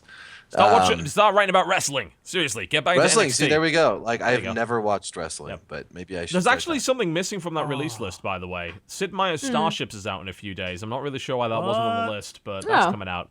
I actually have code for that. I'm under NDA, though, so I think the embargo's launch day. But yeah, there you go. So where do we go if we actually want to find your stuff? Like, how do we do that? Because you're not on YouTube, really. Yeah, at Erik Kain on Twitter. Let's see. Just search my name with Forbes, and you'll find my Forbes columm. Can you help us get on any Forbes 100 lists? And if so, how much would that cost? Can it just be us rotating? Like just the three of us rotating in the Forbes 100? The top 3 co-optional hosts this year. Yeah, that I could do that. Yes. There you go. There's a list for there's a list for everything. There's lists for lists. So. In this day and That's age, BuzzFeed's entire business model, isn't it? It's true. List of lists. The top 10 best BuzzFeed lists. Indeed. And then they start breaking it down by region. It's like, people in New York will love this list of 17 lists. It's like, fuck you. I hate you so much. Oh, man. Okay, cool. Well, thank you very much for coming on the show and suffering through about an hour of Jesse and Dodge talking about PAX, but hey. No, it was interesting. I like hearing about the games. So. There you go. You get free information. It's a premium service right here on the show. Dodger, what's coming up in your channel this week? What's going on? I think that we're finally gonna play the Yandere Simulator demo, or the build that they have right now. Oh, what? Don't even worry about it, guys. No, I'm very worried. What the fuck is happening? No, don't worry about it. It's gonna be amazing. Are you playing porn now? Is this gonna be another succulent? Are you playing porn? No. This is basically Lucius, except you play a crazy girl who like wants to murder any other girls who talk to the boy she likes. Wow. And I cannot wait. So I'm gonna play that. It's not the final build. It's just like the pre-build that the devs put up. Oh. It's not succulent too. Well, that's a disappointment. A couple other things, along that sort of flavor. We got a stream on Thursday and just general fun stuff going on. My channels are youtube.com/pressstart-to-continue, where I do gaming-y stuff, and then youtube.com/dexterity-bonus, which is still on hiatus, but feel free to subscribe if you want to, just because you think I'm cool. And on all the social medias, I'm at dexbonus, DEXBONUS, so come hang out. Thanks so much for watching, guys. Cool. Jesse, what's going up in your channel this week? All the usual shenanigans. If you like the stuff that you've seen before, by golly, you'll continue to either like and or hate it. I am More of the same. I'm taking a well-deserved break and leaving the world. I'll still be on this show, but I'll be gone from the usual nonsense for a while. So, yeah. But it's also because I'm planning CoxCon that went live today. Tickets went on sale for the British event. Disaster. The British event, and you guys immediately destroyed the website. You instantly crashed it. I don't know how many people got through, but my email was flooded with like, reservation succeeded, and then all of a sudden it just like I went to look at the website, it's down. CoxCon's down. But for those of you overseas in the EU, especially the UK, this is your chance. This is your chance. Such guests as Duger and Samwise will be there. Krendor will be there. It'll be fun. Will there be a bowl pit? Look, if I can make one happen, there will be. Also, we're talking with several UK-based developers and getting them to bring their games there, and we're going to have a whole bunch of cool stuff. We're actually going to make it like a legit thing and not just like stand around and talk to Dodger, although I would like to see that happen because she would lose her mind. She's like, I just just want to go back to my room and eat. It's like, nope, you got 35 more hours of autographs, dear. I would make a small suggestion in that you basically try to link up with some local board game stores and rent out a bunch of board games. Get just literally all you need to make a successful convention these days is board games and tables. Like, that's it. There you go. 3 days of fun. Go. Currently we're talking with developers. We're talking with a bunch of different vendors that we know and love, and we are talking with board game people and a group that rents out like arcade cabinets and cool things like that that are completely paid for. So cool. It's gonna be legit. 2 days, August 1st and 2nd. Be there, CoxCon. Squares. We've got a ball So cool. and a ball. CoxCon 2015. By the time this is uploaded, hopefully the website won't be crashed. It's gonna make it even worse. So we're just nuking it completely. Well, hopefully it'll be sold out by then, suckers. How many people, what's your capacity for this thing? The capacity is 1,100 people. Okay. But we cap the tickets out much earlier than that because I don't want to fill it up and make it like PAXy. Crazy. Although, CoxCon 2016, we might do that because if people show up to it's not this an entirely unreasonable number. You could probably fill that room. It might. We might open up other tickets if people really, really want it. But as it stands right now, that's not the cap. We're not going to say what the cap is, though, but it's under that. All right. For reasons of fire hazard. Yeah. For fire hazard reasons, Yes, indeed. Yes, we don't want anyone to die. So yeah, okay. Cool. So you can find my stuff in the usual places, as you might imagine. There won't be too much content over the next few days because it is my final chemo session. This is my last one. I'm looking forward to not having to ever do that shit again, I hope. So I'll be a miserable, grumpy fuck for the next 4 days, just making you aware of that. So, if you wish to get torn down publicly on Twitter, this is probably the time to get it done. That is a warning to anyone that decides to start shit this week. I am not going to be held responsible for the consequences. Outside of that, we will have a new co-optional lounge coming Sunday. We're going to be broadcasting. We're going to be playing Talisman with the new expansion. So we're going to be playing it with all the expansions, I believe, which is 4 of them. So it's not a particularly difficult game. So it'll probably be 2 hours of bullshit and us whining about RNG. That's how Talisman works. So that's how it's going to be.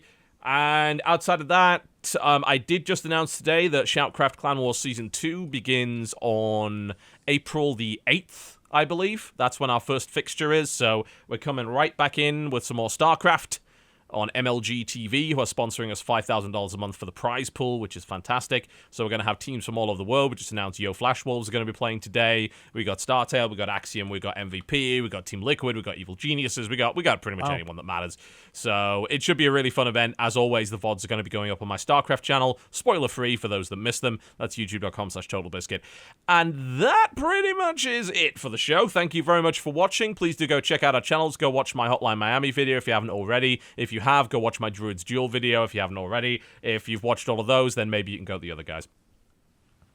Just saying. Yeah. I give you permission. Thank you very much for watching, folks. Big thanks to everyone, of course, that has subscribed to the channel.